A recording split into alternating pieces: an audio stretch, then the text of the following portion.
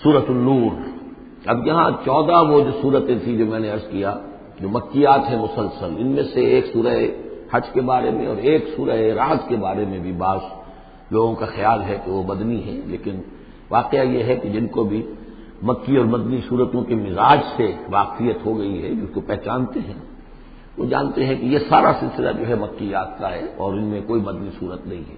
کہیں کہیں کسی مدنی آیت کا شامل ہو جانا یہ بالکل علیحدہ بات ہے، لیکن یہ کہ اب ان 14 صورتوں کے بعد اب یہ ہے واحد صورت مدنی ہے اور یہ سورۃ النور ہے۔ یہ سن 6 کے آس پاس نازل ہوئی ہے، سن 6 ہجری، اور اس میں بہت اہم واقعہ جو آیا ہے وہ حضرت عائشہ صدیقہ رضی اللہ تعالی عنہا پر جو تہمت لگائی تھی منافقین نے، اور اس میں سب سے بڑا رول تو تھا رئیس المنافقین عبداللہ ابن ابی کا، لیکن یہ کہ اور دوسرے منافقین بھی اور ان کے ساتھ ہی کچھ سادہ لوح مسلمان بھی اس فتنے میں کہیں شریک ہو گئے تھے، متاثر ہو گئے تھے، اور یہ کافی یوں سمجھیے کہ خود حضور صلی اللہ علیہ وسلم کے لیے بھی اور حضرت عائشہ صدیقہ کے لیے تو بہت ہی زیادہ تکلیف کا اور کرب کا یہ دور رہا ہے۔ بسم اللہ الرحمن الرحیم، سورۃ انزلناها وفرضناها وانزلنا فیها آیات بینات لعلکم تذکرون۔ یہ ایک سورت ہے، یہ انداز کسی اور سورت کا نہیں ہے، اس انداز میں اس کا آغاز، اور سورۃ نکرہ کو اگر تفخیم کے لیے مانا جائے تو یہ ایک عظیم سورت ہے جو ہم نے نازل کی ہے اور ہم نے اس کو لازم کیا ہے تم پر، فرض کیا ہے تم پر۔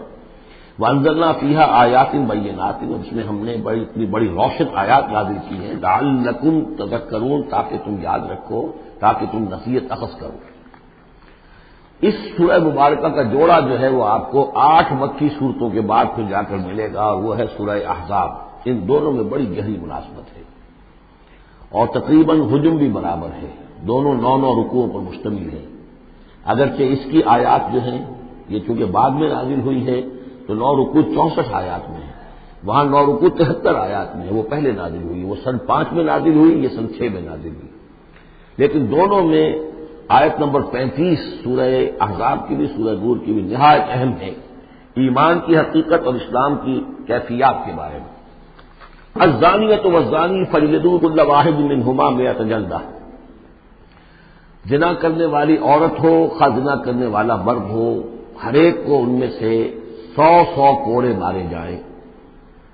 ولا تأخذکم بہما رأفۃ فی دین اللہ، اور تمہیں اللہ کے اس دین کے معاملے میں نہ روک دے کوئی شے ان کے اوپر مہربانی کے راستے سے، نہ تمہیں روک لے، پکڑ لے، لا تأخذکم بہما، ان کے ساتھ نرمی اور ان کے ساتھ شفقت، فی دین اللہ، اللہ کے دین میں، یہ اللہ کا دین ہے، اللہ کی شریعت ہے، یہ اللہ کی حد ہے، اور اس حد کے اجرا میں کسی کی ہمدردی، کسی کے ساتھ تمہارا تعلق، تمہاری دل کی نرمی، تمہاری شفقت یہ کہیں آڑے نہ آ جائے۔ ان کنتم تؤمنون باللہ والیوم الآخر، اگر تم ایمان رکھتے ہو اللہ پر اور یوم آخر پر۔ یہ جو حد ہے یہ ہے اصل میں زانی زانیہ غیر شادی شدہ ہو اس کے لیے 100 کوڑے ہیں، یہ حد ہے جو قرآن میں آئی ہے۔ زانی اور زانیہ اگر شادی شدہ ہے تو اس کی حد قرآن میں نہیں ہے، لیکن وہ سنت رسول صلی اللہ علیہ وسلم سے ثابت ہے، اور شریعت اسلامی کا چونکہ جو اس کی سورسز ہیں، اس کی ایک بنیاد ہے اللہ کی کتاب، اور دوسری بنیاد جو انڈیپینڈنٹلی قرآن مجید سے آزاد ہو کر ایک مستقل بنیاد ہے، مستقل سورس ہے، وہ سنت رسول ہے صلی اللہ علیہ وسلم۔ تو رجم کا جو حکم ہے وہ سنت سے ہے، اور جیسا کہ میں آپ کو بتا چکا ہوں اصل میں یہ اس قاعدہ کلیہ کے تحت ہے کہ سابقہ شریعت میں، شریعت موسوی میں بعض احکام وہ تھے کہ جن کی نفی نہیں آئی ہے، انہیں جو کہ نبی اکرم صلی اللہ علیہ وسلم نے اس امت کے اندر بھی جاری رکھا ہے۔ ان میں سے یہ 2 حکم جو ہے بہت اہم ہے، ایک قتل مرتد کا حکم ہے اور دوسرے زانی اور زانیہ جو شادی شدہ ہو اس کے سنسار کیے جانے کا حکم ہے۔ وَلْيَشْهَدْ عَذَابَهُمَا طَائِفَةٌ مِّنَ الْمُؤْمِنِينَ، اور چاہیے کہ جب انہیں یہ حد جاری کی جا رہی ہو، سزا دی جا رہی ہو، تو اس وقت موجود رہیں اور دیکھیں کچھ لوگ اہل ایمان میں سے، یعنی یہ پبلک میں ہو، اس لیے کہ اصل میں جو فلسفہ ہے اسلام میں جو سزاؤں کا اور تعزیرات کا، حدود کا، وہ ڈیٹرنٹ کا ہے کہ ایسی سزا ہو کہ جس سے بہت سو کو عبرت ہو جائے۔ اگر آپ نے علیحدہ جا کر کہیں کمرے کے اندر کسی کو پھانسی دے دی تو ٹھیک ہے، لوگوں کو پتہ چلا کہ مر گیا، ویسے بھی مر جاتے ہیں لوگ، حادثے میں مر جاتے ہیں، فوت ہو جاتے ہیں، لیکن یہ ہے کہ اگر سر عام ڈال پر لٹکایا گیا ہو تو اب کتنے لوگوں کو، دیکھنے والوں کو عبرت ہوگی اور ہوش ٹھکانے آ جائیں گے۔ تو یہ فلسفہ ہے اسلام کا کہ تاکہ ایک آدمی کو سزا دی جا رہی ہو تو ہزاروں کو اس سے عبرت آئے۔ الزانی لا ينكح الا زانیۃ او مشرکۃ، کسی زانی شخص کے لیے روا نہیں ہے کہ وہ شادی کرے مگر کسی زانیہ عورت سے یا مشرکہ سے۔ یہ کسی قانون کے درجے میں بات نہیں ہے، بلکہ یہ ایک اخلاقی طور پر گویا کہ تعلیم دی جا رہی ہے کہ زانی لوگ تو ان کا حال تو ایسا ہے کہ انہیں تو مستحق اگر ہے تو شادی کے کسی زانیہ سے یا مشرک سے۔ والزانیۃ لا ينكحها، اور زانی عورت ہو تو وہ بھی اس لائق نہیں ہے کہ اس سے کوئی نکاح کرے مگر صرف بدکار مرد یا مشرک۔ وحرم ذلک علی المؤمنین، اور یہ دونوں جو ہیں زانی مرد اور زانی عورتیں یہ تو حرام کر دی گئی ہیں مومنین کے حق میں، الا یہ کہ کوئی توبہ کرے، جو بھی ہے معاملہ وہ علیحدہ ہے سے۔ والذین یرمون المحصنات ثم لم یاتوا باربعۃ شہداء، اور جو لوگ جو خاندانی عورتیں ہوں، حفاظت میں ہوں کسی خاندان کی اور نکاح کے قید میں ہوں، چاہے نکاح کے قید میں ہوں تو ڈبل احسان ہو گیا کہ خاندانی بھی ہے اور دوسرے یہ کہ نکاح کی قید میں بھی ہے، نکاح کی حفاظت بھی انہیں حاصل ہے۔ نہیں تو یہ کہ اگر غیر شادی شدہ ہے لیکن کسی شریف خاندان سے ہیں، آزاد خاندان سے ہیں، اگر ان کی عورتوں میں کوئی شخص جو ہے ان پر عیب لگائے، زنا کا الزام لگائے اور پھر وہ نہ لا سکے، ثم لم یاتوا باربعۃ شہداء، 4 شہید نہ لا سکے، فجلدوہم، تو پھر اب ان کو کوڑے مارو، 80 جلدہ، 80 کوڑے، 80 دبرے۔ ولا تقبلوا لهم شہادۃ ابدا، اور ان کی شہادت اب کبھی آئندہ قبول نہ کرو۔ واولئک هم الفاسقون، اور یقیناً یہی لوگ فاسق اور نافرمان ہیں۔ یعنی زنا کا الزام اگر لگایا جا رہا ہو تو پھر جو الزام لگانے والا ہے اسے 4 گواہ چشمدید پیش کرنے ہوں گے۔ اگر وہ 4 چشمدید گواہ پیش نہیں کر سکتا تو گویا کہ اب یہ قذف کہلائے گا کہ اس نے ایک الزام لگایا ہے جس پر ثابت نہیں کر سکا، لہذا اس جرم کی سزا 80 کوڑے، کتنے قریب چلا گیا ہے۔ اور اس میں حکمت یہ معلوم ہوتی ہے کہ اگر فرض کیجئے کسی معاشرے میں، مسلمان معاشرے میں کسی لوگوں سے غلطی ہو گئی ہے، اس غلطی کا چرچا نہیں ہونا چاہیے الا یہ کہ اس کے لیے ثبوت موجود ہو کہ اسے کیفر کردار تک پہنچایا جا سکے۔ اگر تو ثبوت اتنا ہے کہ سزا دی جا سکے تو ضرور، لیکن اگر نہ ہو تو خاموش رہو، ورنہ یہ کہ خامخواہ برائی کا چرچا ہو جائے گا جبکہ اس کا سد باب ممکن نہیں ہے، اس کی سزا دینی ممکن نہیں ہے، تو اس میں سکوت جو ہے وہ بہتر ہے۔ الا الذین تابوا، سوائے ان کے کہ جو توبہ کر لیں من بعد ذلک، اس کے بعد واصلحوا، و اصلاح کر لیں، یعنی یہ کہ کبھی کسی زمانے میں ان سے یہ غلطی ہو گئی تھی، انہوں نے کوئی تہمت لگائی تھی زنا کی اور 4 گواہ پیش نہیں کر سکے، طویل عرصے تک جو ہے ان کی گواہی پھر کسی بھی اسلامی عدالت میں قبول نہیں کی گئی، لیکن بعد میں ان کی روش ایسی رہی ہے، رویہ ایسا رہا ہے، انہوں نے اصلاح کر لی ہے، توبہ کر لی ہے، اب وہ قابل اعتماد ہیں، تو یہ جو معاملہ ہے اس کو سے ختم ہو جائے گا، ان کی گواہی بعد میں قبول کی جا سکے گی۔ فإن اللہ غفور رحیم، تو اللہ غفور الرحیم ہے۔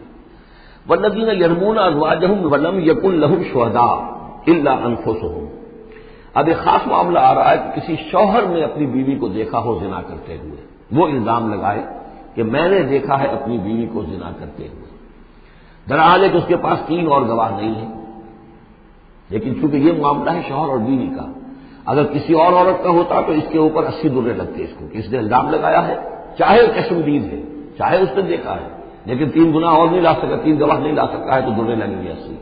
لیکن معاملہ کیونکہ بیوی کا ہے، اس کے لیے خاص قانون ہے، اس کو لعان کہتے ہیں۔ وہ یہ ہے کہ والذین یرمون ازواجہم، جو الزام لگائیں زنا کا اپنی بیویوں پر، ولم یکن لہم شہداء، اور ان کے پاس گواہ موجود نہ ہو، الا انفسہم، سوائے ان کی اپنی جانوں کے، انہوں نے خود دیکھا ہے، فشہادۃ احدہم 4 شہادات باللہ، تو یہ ایک شخص کی گواہی بھی 4 گواہیاں شمار کی جائیں گی جبکہ وہ قسم کھائے اللہ کی، انہ لمن الصادقین، کہ وہ سچا ہے، حلفیہ بیان کرے۔ والخامسۃ، اور 5ویں بات یہ کہ وہ یہ کہے کہ ان لعنت اللہ علیہ ان کان من الکاذبین، کہ اگر میں جھوٹا ہوں تو مجھ پر اللہ کی لعنت ہو۔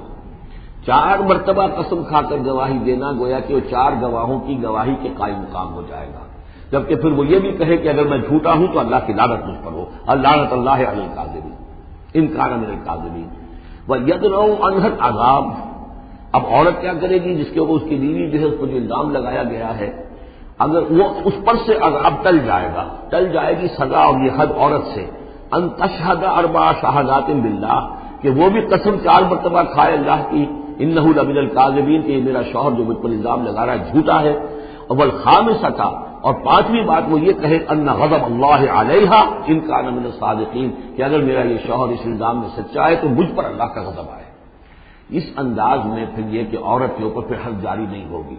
اور اگر شوہر کے 4 قسمیں کھا کر الزام لگانے اور پھر یہ کہ اللہ تعالیٰ کی لعنت اپنے اوپر طلب کرنے اگر جھوٹا ہو، اس کے بعد اگر بیوی خاموش رہتی ہے، وہ جوابی طور پر قسم نہیں کھاتی 4 اور نہ یہ کہتی ہے کہ اگر یہ سچا ہو تو مجھ پر اللہ کا غضب ہو، تو پھر اس پر حد جاری ہو جائے گی. لیکن اگر وہ بھی قسم کھا لے 4 قسمیں اور یہ کہ ساتھ ہی یہ بھی کہے کہ اگر یہ سچا ہو اور واقعی اس کا الزام درست ہو مجھ پر تو مجھ پر اللہ کا غضب نازل ہو جائے، تو پھر یہ کہ عذاب ٹل جائے گا، دنیا کی سزا اسے نہیں ملے گی. وَلَوْلَا فَضْلُ اللَّهِ عَلَيْكُمْ وَرَحْمَتُهُ اور اگر اللہ کا فضل اور اس کی رحمت تمہارے شامل حال نہ ہوتی وَأَنَّ اللَّهَ تَوَّابٌ رَحِيمٌ تو گویا کہ یہاں پہ محذوف ہے کہ اگر اللہ کا فضل اور اس کی رحمت شامل حال نہ ہوتی تو تم بہت غلط راستے پر پڑ جاتے، تم کوئی بہت بڑا قدم اٹھا دیتے. وہ جو بھی واقعہ اب آگے آ رہا ہے یہ اس کے لیے تمہید ہے. وَأَنَّ اللَّهَ تَوَّابٌ حَكِيمٌ یقیناً اللہ تعالیٰ بہت توبہ کا قبول فرمانے والا اور حکمت والا ہے. إِنَّ الَّذِينَ جَاءُوا بِالْإِفْكِ عُصْبَةٌ مِّنكُمْ جن لوگوں نے یہ طوفان اٹھایا ہے، جن لوگوں نے تہمت تراشی ہے حضرت عائشہ صدیقہ رضی اللہ تعالی عنہا پر، یہ تمہارے ہی ایک گروہ ہے، تم ہی میں سے ہیں. لا تحسبوه شرا لکم اسے تم اپنے لیے برا نہ سمجھو بل هو خیر لکم بلکہ یہ بھی تمہارے لیے خیر ہے. اس کے ذریعے سے اللہ تعالیٰ تمہارے سامنے اب اس سمن میں ہدایات دے گا، قوانین بتا دے گا، شریعت کے جو احکام ہیں وہ نازل ہو رہے ہیں. اس کے لیے گویا کہ یہ واقعہ جو ہے ایک تقریب بن گیا، ایک ذریعہ بن گیا. واقعہ اچھی طرح نوٹ کر دیجئے کہ غزوہ بنی مستلق میں حضور سن 6 کا ہے یہ واقعہ، ہجری کا تشریف لے گئے تھے. جب وہاں سے واپس آ رہے تھے تو جہاں رات کو ایک جگہ پر قیام تھا اور حضرت عائشہ صدیقہ جو ہے ایک ہودج میں علیحدہ ہوتی تھی، جیسے جس کو کہ اٹھا کر جو لوگ آتے تھے حمال کو اٹھا کر اسے اونٹ پر رکھ دیتے تھے اور جہاں پر پڑا ہوا وہ ہودج اونٹ پر سے اتار کر نیچے رکھ دیا. تو رات کو کہیں قضائے حاجت کے لیے نکلی، پیشاب وغیرہ کی حاجت ہوئی، وہ کہیں گئی، وہاں کچھ دیر لگ گئی اور دیکھا واپس آ کر تو کہیں ہار اپنا گر گیا تھا. اس ہار کو دیکھنے کے لیے واپس نہیں، اتنی دیر میں وہ حمال آئے اور حضرت عائشہ بہت دبلی پتلی تھی، انہیں اندازہ نہیں ہوا کہ اس ہودج میں اس وقت ام المومنین موجود نہیں ہے. انہوں نے اٹھایا اور وہ کوچ کا وقت ہو گیا تھا، اونٹ کے اوپر رکھا اور قافلہ چل گیا. اب یہ آئیں واپس تو اب دیکھا کہ وہ تو قافلہ جا چکا ہے، ہکا بکا کیا کریں، تنہا ہے، رات کا وقت ہے. اس وقت انہوں نے بڑی عقل مندی سے کام لیا کہ اب اگر میں قافلے کے پیچھے دوڑی چلی تو پتہ نہیں میں کسی غلط راستے پر مڑ جاؤں اور پھر وہ تلاش بھی نہیں کر سکیں گے مجھے، تو بہتر یہ کہ میں یہیں پر بیٹھی رہوں تاکہ انہیں جب بھی خیال ہوگا کہ اس ہودج کے اندر جو ہے ام المومنین عائشہ صدیقہ موجود نہیں ہے تو وہ تلاش میں پھر یہیں آئیں گے. تو وہاں بیٹھی ہوئی تھی، رات کا وقت تھا، نیند آلود ہو گئی، اس سے آپ کا چہرہ بھی کھل گیا. تو ایک صاحب تھے صحابہ میں سے صفوان ابن معطل، ان کی ڈیوٹی یہ ہوتی تھی کہ وہ لشکر کے پیچھے پیچھے چلتے تھے. لشکر چل رہا ہے تو ذرا فاصلے سے کہ کہیں کوئی گری پڑی چیز رہ گئی ہو، کہیں کوئی بیمار ہو وہ چل نہ پایا ہو لشکر کے ساتھ رہ گیا ہو پیچھے، تو پیچھے وہ دیکھ بھال کرتے ہوئے آتے تھے. انہیں دور سے نظر آیا کہ یہاں کوئی لکڑی سی پڑی ہے کوئی، تو جا کر دیکھا، حضرت عائشہ کو پہچان لیا اور وہ کہتے ہیں کہ میں نے اس لیے پہچان لیا کہ حجاب کی آیت کے نازل ہونے سے پہلے میں نے انہیں دیکھا تھا. حجاب کی آیت نازل ہوئی ہے سورہ احزاب میں، سورہ احزاب 1 سال پہلے نازل ہو چکی ہے. تو جب تک حجاب کی آیت نہیں آئی تھی ظاہر بات ہے کہ وہاں پردہ نہیں تھا، کوئی نقاب نہیں اوڑھتی تھی خواتین اور نہ امہات المومنین، لہذا پہچانتے تھے. تو چونکہ چہرہ کھلا ہوا تھا ام المومنین کا تو انہوں نے کہا انا للہ و انا الیہ راجعون. یہ الفاظ جو کہے تو حضرت عائشہ کی آنکھ کھل گئی اور وہ پھر اٹھ کر بیٹھی، انہوں نے اپنا کپڑا درست کیا. لیکن پھر انہوں نے یہ کیا صفوان ابن معطل نے کہ اپنا اونٹ بٹھا دیا، خاموشی کے ساتھ حضرت عائشہ اس پر سوار ہو گئی اور وہ آگے اس کی وہ نکیل پکڑ کر وہ چلتے گئے اور قافلے میں پہنچ گئے. وہاں عبداللہ ابن ابی نے شور مچا دیا کہ خدا کی قسم تمہارے نبی کی یہ بیوی جو بچ کر نہیں آئی ہے، مطلب یہ کہ یہ تو اب یہ معاملہ جو رہا ہے تنہائی رہی ہے، علیحدہ رہے ہیں تو گویا کہ زنا کا معاملہ ہو گیا ہے. یہ اس کی جو بھی اس کی گندی سوچ تھی. ظاہر بات ہے کہ مکھی تو گندگی پر بیٹھتی ہے، اس کو تلاش کیسی ہے گندگی کی، اس کے لیے تو یہ ایک موقع مل گیا اسکینڈل اٹھانے کا. یہ اسکینڈل بڑھتے بڑھتے ایک طوفان بن گیا اور اس میں بات جو ہے بہت ہی مخلص لوگ بھی، حضرت حسان بن ثابت رضی اللہ تعالیٰ عنہ جو دربار نبوی کے گویا کہ سرکاری شاعر تھے، ان کا بھی معاملہ اس کے اندر ایسا ہو گیا کہ وہ بھی ملوث ہو گئے. تو یہ ہے واقعہ عفق کا. لیکن اس کے بعد قرآن مجید میں پھر یہ آیات نازل ہوئی، اللہ تعالیٰ نے برات کر دی، اور پھر یہ کہ ان کی پاک دامنی اور پاک بازی جو ہے وہ ثابت ہو گئی، اور اس کے بعد یہ معاملہ رفع دفع ہو گیا۔ ان الذین جاؤوا بالافک عصبۃ منکم لا تحسبوه شرا لکم بل هو خیر لکم لکل امرئ منهم ما اکتسب من الاثم، اس میں جس شخص نے بھی جو جو گناہ کمایا ہے وہ اس کو مل جائے گا، اس کے حصے میں درج ہو جائے گا۔ والذی تولی کبرہ، اور جس نے اس کا سب سے بڑا حصہ وصول کیا، یہ ہے عبداللہ ابن ابی جس نے اسکینڈل اٹھایا اور اسے بڑی قوت کے ساتھ شدت کے ساتھ پھیلایا۔ والذی تولی کبرہ منہم لہ عذاب عظیم، اس کے لیے تو پھر بہت بڑا عذاب ہے۔ لولا اذ سمعتموہ، مسلمانوں تمہیں کیا ہو گیا، کیوں نہ ایسا ہوا کہ جب تم نے یہ سنا تھا، ظن المؤمنون والمؤمنات بانفسہم خیرا، تو مومن مرد اور مومن عورتیں اپنے بارے میں اچھا گمان کرتی، یعنی یہ کہ حضرت عائشہ کے بارے میں ان کے بارے یہ گمان ہونا چاہیے تھا، انہیں فوراً کہہ دینا چاہیے تھا، وقالوا ھذا افک مبین، اور وہ کہتے فوراً کہ یہ تو کوئی بہت بڑی تہمت ہے۔ لولا جاؤوا علیہ باربعۃ شہداء، کیوں نہیں وہ لے کر آئے 4 گواہ، اگر تو ان کے پاس گواہ تھے یہ بات کہنے کے لیے تب تو زبان کھولنی چاہیے تھی، اگر 4 گواہ نہیں تھے تو انہیں زبان بند رکھنی چاہیے تھی۔ فَإِذْ لَمْ تَأْتُوا بِالشُّهَدَاءِ، اس لیے کہ یہ 4 گواہوں والی آیت جو ہے یہ سورہ نساء میں اتر چکی تھی، سورہ نساء سن 4 میں آ چکی ہے، وہ ابتدائی احکام جو تھے کہ 4 گواہ ہونے چاہیے اس معاملے کے اندر، یہ آیت سورہ نساء میں آ چکی ہے۔ تو فرمایا کہ یہ کیوں نہیں 4 گواہ لے کر آئے، فَإِذْ لَمْ تَأْتُوا بِالشُّهَدَاءِ، اگر وہ 4 گواہ نہیں لا سکے، فَأُولَٰئِکَ عِندَ اللَّهِ هُمُ الْكَاذِبُونَ، تو یقیناً اللہ کے نزدیک اور قانون اسلامی کے نزدیک پھر وہی جھوٹے ہیں۔ وَلَوْلَا فَضْلُ اللَّهِ عَلَيْكُمْ وَرَحْمَتُهُ، اور اگر نہ ہوتا اللہ کا فضل اور اس کی رحمت تمہارے شامل حال فی الدنیا والآخرہ، دنیا میں اور آخرت میں بھی، لَمَسَّكُمْ فِيمَا أَفَضْتُمْ، تو تم پر پڑتی اس چیز پر کہ جس کا چرچا تم نے کیا ہے، عذاب عظیم، بہت بڑا عذاب۔ اس طرح قولہ بألسنتکم، یہ اصل میں انسانوں کی ایک عام کمزوری ہوتی ہے، اس طرح کی بات جو ہے بس ادھر سے سنی ادھر بیان کر دی، ادھر سے آگے بیان ہو گئی، جنگل کی آگ کی طرح اس قسم کی خبریں جو ہیں وہ پھیل جاتی ہیں۔ اس طرح قولہ بألسنتکم، جبکہ تم اسے لے رہے تھے اپنی زبانوں سے، یعنی یہ کہ ایک زبان سے دوسری زبان کو، اور زبان سے نکلی اور کوٹھے چڑھی والی جو ایک کہاوت ہمارے ہاں ہے، اس طریقے سے آسانی سے وہ بات پھیلتی چلی گئی۔ وَتَقُولُونَ بِأَفْوَاهِكُمْ، اور تم کہہ رہے تھے اپنے منہوں سے، مَا لَيْسَ لَكُمْ بِهِ علم، جس کے لیے تمہارے پاس کوئی علم نہیں تھا، کوئی دلیل نہیں تھی، کوئی بنیاد نہیں تھی، کوئی گواہی نہیں تھی، کوئی معلومات کی کوئی سورسز نہیں تھی۔ وَتَحْسَبُونَهُ هَيِّنًا، اور تم اسے سمجھ گئے تھے کہ بہت ہلکی بات ہے، معمولی سی بات ہے۔ وَهُوَ عِندَ اللَّهِ عَظِيمٌ، جبکہ یہ اللہ کے نزدیک بہت بڑی بات ہے۔ کسی پر بھی، کسی مسلمان خاتون پر بھی اس طرح کی تہمت لگا دینا بہت بڑی بات ہے۔ خدا یہ کہ بازی بارش بابا ہم بازی کہ ام المومنین عائشہ صدیقہ رضی اللہ تعالی عنہ زوج رسول صلی اللہ علیہ وسلم، اور یہ چیز جو ہے بہت بڑی ہے۔ وَلَوْلَا إِذْ سَمِعْتُمُوهُ قُلْتُم مَّا يَكُونُ لَنَا أَن نَّتَكَلَّمَ بِهَٰذَا، کیوں نہ ایسا ہوا کہ جب تم نے یہ سنا تھا تو تم کہتے کہ ہمارے لیے بالکل جائز نہیں ہے کہ ہم یہ بات زبان سے نکالیں۔ سبحانک، اللہ تو پاک ہے، ھذا بہتان عظیم، یقیناً یہ بہت بڑا بہتان ہے۔ یعظکم اللہ ان تعودوا لمثلہ، اللہ تعالیٰ تمہیں نصیحت کر رہا ہے مبادا تم دوبارہ پھر اس قسم کی کسی معاملے کے اندر اسی طریقے سے اعادہ کرو اور دوبارہ اسی کوئی حرکت کرو، ابداً کبھی بھی، ان کنتم مؤمنین، اگر تم مومن ہو۔ ویبین اللہ لکم الآیات، اور اللہ تعالیٰ تمہارے لیے اپنی آیات کو واضح کر رہا ہے، واللہ علیم الحکیم، اللہ علیم اور حکیم ہے۔ ان الذین یحبون ان تشیع الفاحشۃ فی الذین آمنوا لہم عذاب علیم، بے شک وہ لوگ جو یہ چاہتے ہیں کہ اہل ایمان میں بے حیائی کا چرچا ہو جائے تو ان لوگوں کے لیے بہت دردناک عذاب ہے۔ ایک تو یہ کہ بے حیائی پھیل جائے، تشیع الفاحشہ شائع ہو جائے، بے حیائی عام ہو جائے، جو لوگ اس کے لیے، اب ظاہر بات ہے کہ آج کل تو کاروبار کے لیے، اپنے اخبار بیچنے کے لیے، اس کی اشاعت بڑھانے کے لیے نئی سے نئی قسم کی رنگین تصویریں شائع کی جا رہی ہیں، یہ سارا کچھ ہو رہا ہے۔ کسی شے کا اشتہار دینا ہو، عورت کی تصویر ساتھ ہوگی، یہ سارا کچھ جو ہو رہا ہے، تو یہ لوگ کون ہے کہ جو اس بے حیائی کو، بے پردگی کو یہ در حقیقت اس معاشرے میں پھیلا رہے ہیں؟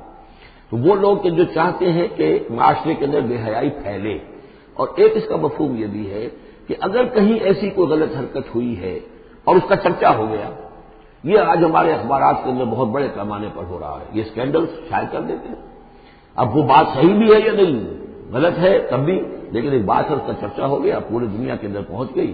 اب ظاہر بات ہے کہ بچے بھی پڑھتے ہیں، بچیاں بھی پڑھتی ہیں، ان کے لیے تو گویا کہ یہ ایک ان کی معلومات کا ایک کھاتا کھل گیا کہ ایسا بھی ہوتا ہے، جس طریقے سے آج کل ہو رہا ہے معاملہ، اس کے جس طریقے سے اخبارات میں شائع کیا جا رہا ہے، تو اس کی اس اشاعت کے اندر خرابی کا پہلو زیادہ ہے، مضر پہلو زیادہ ہے۔ اگر ہے بھی ایسا معاملہ، اگر تو سزا کے قابل ہے تو گواہی دو اور سزا دلواؤ، اور ایسی سزا ہو کہ جس سے ایک کو سزا ہو اور ہزاروں کو ہوش آ جائے، اور اگر نہیں ہے تو خاموش ہو۔ اس کے اوپر زبان بولنا بھی جو ہے در حقیقت بہت بڑا جرم ہے۔ ان الذين يحبون ان تشيع الفاحشة في الذين آمنوا لهم عذاب أليم في الدنيا والآخرة، دنیا میں بھی اور آخرت میں بھی۔ واللہ یعلم وانتم لا تعلمون، اللہ جانتا ہے اور تم نہیں جانتے۔ ولولا فضل اللہ علیکم ورحمتہ، اور اگر اللہ کا فضل نہ ہوتا تم پر اور اس کی رحمت نہ ہوتی تو یہ تو طوفان ایسا اٹھا تھا کہ اس کے بڑے دور تک نتائج نکل سکتے تھے، یہ محذوف ہے۔ وان اللہ رؤوف الرحیم، تو اللہ بہت رؤوف ہے اور رحیم ہے۔ یا ایھا الذین آمنوا لا تتبعوا خطوات الشیطان، اہل ایمان شیطان کے نقش قدم کی پیروی نہ کرو۔ ومن یتبع خطوات الشیطان، جو کوئی بھی شیطان کے نقوش پا کی پیروی کرے گا فإنہ یأمر بالفحشاء والمنکر، تو شیطان تو اسے حکم دے گا، وہ تو حکم دیتا ہے بے حیائی کا اور منکر کا، بری بات کا۔ ولولا فضل اللہ علیکم ورحمتہ، اور اگر نہ ہوتا اللہ کا فضل اور اس کی رحمت تمہاری شامل حال، ما زکا منکم من احد ابدا، تم میں سے کوئی ایک انسان بھی کبھی پاک نہ ہو سکتا۔ اللہ تعالیٰ کا فضل ہے، اللہ کی رحمت ہے۔ ایک شخص سے غلطی ہو جاتی ہے، اللہ پردہ پڑا رہنے دیتا ہے تو اس کے اندر اصلاح کا مادہ پیدا ہو جاتا ہے۔ ایک دفعہ آدمی ننگا ہو جائے تو پھر ڈھیٹ ہو جاتا ہے۔ اس سے یہ کہ اللہ تعالیٰ جو ہے ان چیزوں کے اندر اس کی بڑی حکمت ہے کہ اگر کوئی غلطی ہو گئی ہے فوراً نہیں پکڑتا، وہ اس کو مہلت دیتا ہے، اصلاح کرے۔ ولولا فضل اللہ علیکم ورحمتہ، اگر نہ ہوتا اللہ کا فضل تم پر اور اس کی رحمت، ما زکا منکم من احد ابدا، تم میں سے کوئی بھی کبھی نیک اور پارسا نہ بن سکتا اور پاک نہ ہو سکتا۔ ولکن اللہ یزکی من یشاء، بلکہ یہ تو اللہ تعالیٰ ہی پاک کرتا ہے جس کو چاہتا ہے۔ واللہ سمیع علیم، اللہ سمیع علیم ہے۔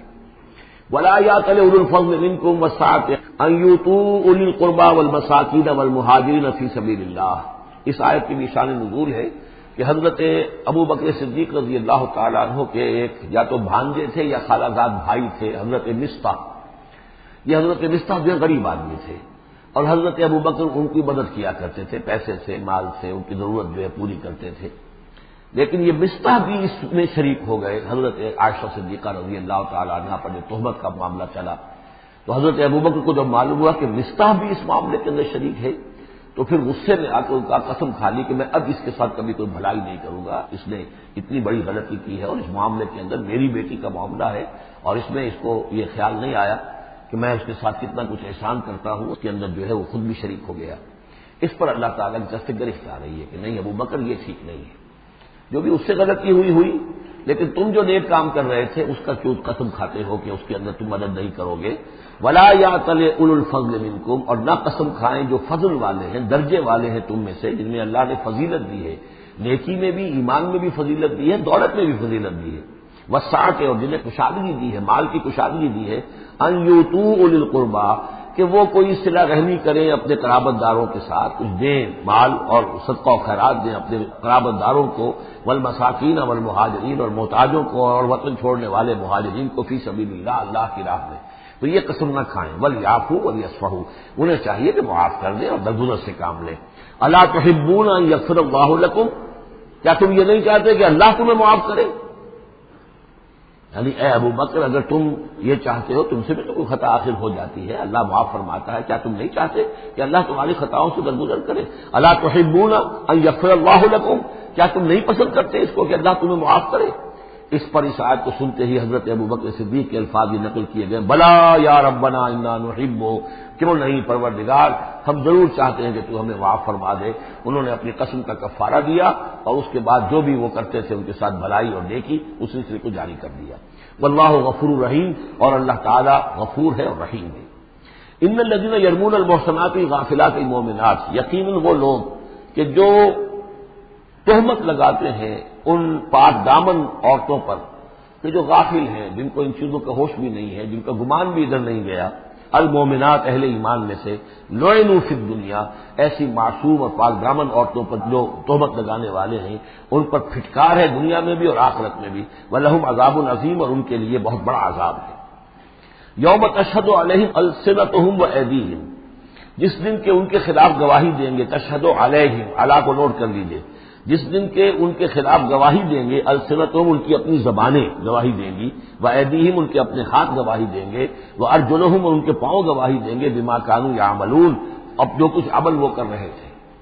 یہ ہاتھ ہمارے پاس اللہ کی امانت ہے، میں اس سے غلط کام کر رہا ہوں تو یہ انڈر پروٹیسٹ میرا حکم تو مان رہا ہے، اس لیے کہ اللہ تعالیٰ نے مجھے میرے حوالے سے کیا ہوا ہے، لیکن اس کے اندر پروٹیسٹ ہے، قیامت کے دن یہی میرے خلاف مقدمہ کرے گا، پروردگار تو نے مجھے اس کے حوالے کیا تھا اور یہ مجھ سے میرے ذریعے سے غلط کام کرتا رہا۔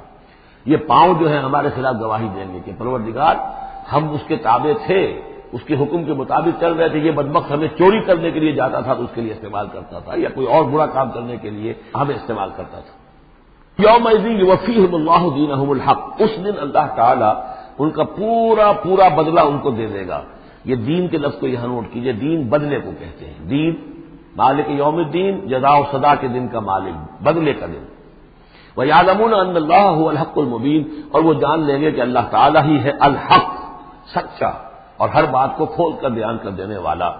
الخبیثات للخبیثین والخبیثون للخبیثات، ناپاک عورتیں ناپاک مردوں کے لیے ہیں اور ناپاک مرد ناپاک عورتوں کے لیے ہیں، اور طیبات والطیبات للطیبین والطیبون للطیبات، اور ستھرے اور پاک باز جو خواتین ہیں وہ پاک باز مردوں کے لیے ہیں، اور پاک باز جو مرد ہیں وہ پاک دامن خواتین کے لیے ہیں۔ اولئک مبرؤون مما یقولون، یہ لوگ بری ہیں ان چیزوں سے کہ جو لوگ کہتے ہیں۔ لہم مغفرۃ ورزق کریم، ان کے لیے مغفرت ہے اور رزق کریم ہے۔ یہ دونوں آیات جو ہیں در حقیقت اخلاقی تعلیم کی نوعیت کی ہیں کہ اتنی اخلاقی حس معاشرے کے اندر رہے کہ جو جس کے ساتھ کوئی بدنامی کا معاملہ ہو جائے پھر وہ خود محسوس کرے کہ میں آئسولیٹ ہو کر رہ گیا ہوں یا رہ گئی ہوں اس معاشرے کے اندر، یہ معاشرے کے اندر یہ عام روش پیدا ہو جائے۔ جیسے کہ پہلے آیا تھا وہ اس کے اندر بھی یہی بات تھی کہ زانی نکاح نہ کرے مگر کسی زانیہ سے یا کسی مشرکہ سے، وہ اس لائق نہیں ہے کہ اس کے نکاح میں کوئی مسلمان خاتون آئے پاک دامن اور عفت والی۔ اس طرح زانیہ جو ہے اس سے کوئی نکاح نہ کرے سوائے مشرک کے، یہ قانونی چیزیں نہیں ہیں جیسا کہ میں نے عرض کیا، یہ اخلاقی، تاکہ ایک نفرت پیدا ہو زنا سے، بدکاری سے۔ اسی طریقے سے معاشرے کے اندر ایک عام فضا، ایک حس ایسی پیدا ہو جائے کہ جس میں جو لوگ بھی ایسی گراوٹوں میں مبتلا ہوں وہ خود اپنی آنکھوں میں ذلیل ہو کر رہ جائیں۔ یا ایھا الذین آمنوا لا تدخلوا بیوتا غیر بیوتکم حتی تستأنسوا، اب اس حوالے سے بہت سے جو احکام آ رہے ہیں، یہ سورہ نور اور سورہ احزاب ان دونوں میں معاشرتی احکامات ہیں۔ معاشرتی احکامات میں خاص طور پر وہ جو ایک آیت آئی ہے سورہ بنی اسرائیل میں، وَلَا تَقْرَبُوا الزِّنَا إِنَّهُ كَانَ فَاحِشَةً وَسَاءَ سَبِيلًا، اس زنا کا سد باب کرنے کے لیے اسلام کے معاشرتی نظام میں بہت دور دور تک اقدامات کیے گئے ہیں۔ قریب مت جاؤ زنا کے، یعنی زنا کو ایریڈیکیٹ کرنا معاشرے میں یہ ایک بہت بڑا آبجیکٹو ہے، اور اس کے لیے دور دور تک اقدامات، مثلا پردہ ہے، سطر ہے، لباس کے احکام دیے گئے ہیں، معاشرہ جو ہے ہمارا جو ہے وہ مکسڈ سوسائٹی نہ ہو، مخلوط معاشرہ نہ ہو، مردوں کی ذمہ داریاں علیحدہ ہیں، عورتوں کی علیحدہ ہیں، معاشرہ جو ہے سیگریگیٹڈ ہو، مردوں اور عورتوں کے درمیان اختلاط نہ ہو۔ یہ ساری چیزیں کس کے لیے ہیں؟ یہ اسی لیے ہے کہ یہ در حقیقت اس قدر شدید کشش ہے مرد اور عورت کے اندر، یہ اللہ نے جو دو جنسیں بنائی ہیں، اور اس میں یقیناً جو سیکس کا معاملہ اتنا پورٹنٹ موٹیو ہے کہ اس کو اگر پوری طریقے سے جیسے گھوڑا بہت منہ زور ہو تو اسے بہت باندھ کر رکھنا پڑے گا اور بڑا اس کو کنٹرول کرنے کے لیے محنت کی ضرورت ہے، اسی طریقے سے اس سیکس کو ڈسپلن کرنا اور صحیح انداز میں اس کو جو ہے ہارنس کرنا، اور اس کے لیے یہ ہے کہ غلط راستوں سے اس کو بچانا، اس کے لیے بڑے دور دور تک احکام دیے گئے، اور یہ پورا معاشرتی نظام اسلام کا اسی بنیاد پہ قائم ہے۔ اب اسی میں سے مثلاً یہ گھر کی پرائیویسی بھی ہے، ایک گھر ہے، گھر میں ایک شوہر ہے، اس کی بیوی ہے، اب آپ فوراً چلے گئے سیدھے گھر کے اندر، نہیں، اے اہل ایمان مت داخل ہوا کرو گھروں میں اپنے گھروں کے سوا، حتیٰ تستانسوا، یہاں تک کہ بول چال کر لو، اجازت لے لو، وتسلموا علی اہلہا، اور اذن لینے کی اس وقت جو ہوتی تھی شکل وہ یہی کہ جا کر دروازے پر کہو السلام علیکم، معلوم ہوا کہ کوئی صاحب ہیں کہ جو آئے ہیں ملنا چاہتے ہیں اور اندر آنا چاہتے ہیں۔ اب اس کے بعد یہ کہ وہ اپنی آئیڈینٹی دیں اور پھر ان کو آنے کی اجازت دی جائے، یہ نہیں کہ بے گھر چلے جا رہے ہیں۔ ذالکم خیر لکم لعلکم تذکرون، یہی تمہارے لیے بہتر ہے تاکہ تم نصیحت حاصل کرو۔ فإن لم تجدوا فيها أحدا فلا تدخلوها، اگر اس گھر میں کوئی نہ ہو تو پھر اس میں داخل مت ہو، حتیٰ یؤذن لکم، یہاں تک کہ تمہیں اجازت دی جائے، جو گھر کا مالک ہے وہ اگر اجازت دے کہ ہاں میرا گھر اس وقت خالی ہے تم اس میں جا سکتے ہو، ورنہ یہ کہ خالی گھر کے اندر جہاں کوئی نہیں ہے داخلے کی اجازت نہیں ہے۔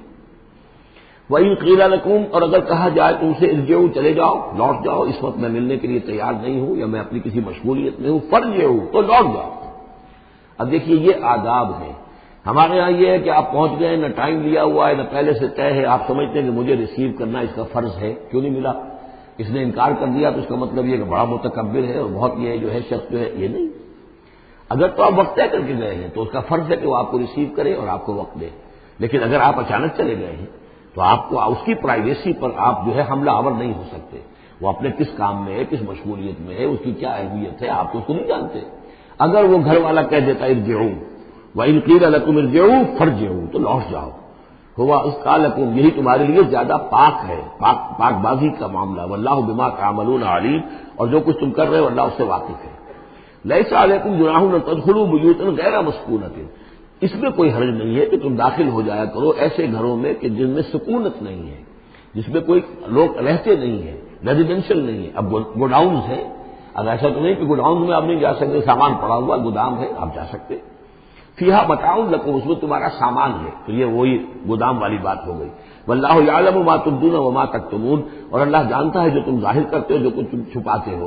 یعنی قانون کی اصل روح کو دیکھنا چاہیے کہ یہ جو روکا جا رہا ہے کہ گھروں میں داخل نہ ہو، تو یہ اصل میں کہ پرائیویسی ہے گھر کی اور فیملی کی، اصل میں اس کو ملحوظ خاطر رکھا جا رہا ہے، نہ یہ کہ آپ کہیں کہ صاحب ہم گودام میں بھی داخل نہیں ہو سکتے جب تک یہ پرمیشن جو لکھی ہوئی ہے وہ ہمیں مل نہ جائے۔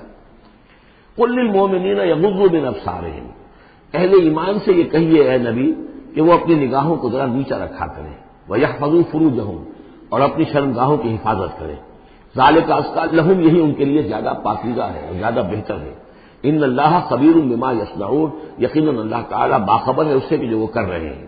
وَقُل لِّلْمُؤْمِنَاتِ يَغْضُضْنَ مِنْ أَبْصَارِهِنَّ، اسی طرح مومن عورتوں سے بھی کہہ دیجیے وہ بھی اپنی نگاہیں نیچی رکھا کریں، وَيَحْفَظْنَ فُرُوجَهُنَّ، وہ بھی اپنے سطر کو پوری طریقے سے محفوظ رکھیں اور اپنی شرمگاہوں کی حفاظت کریں۔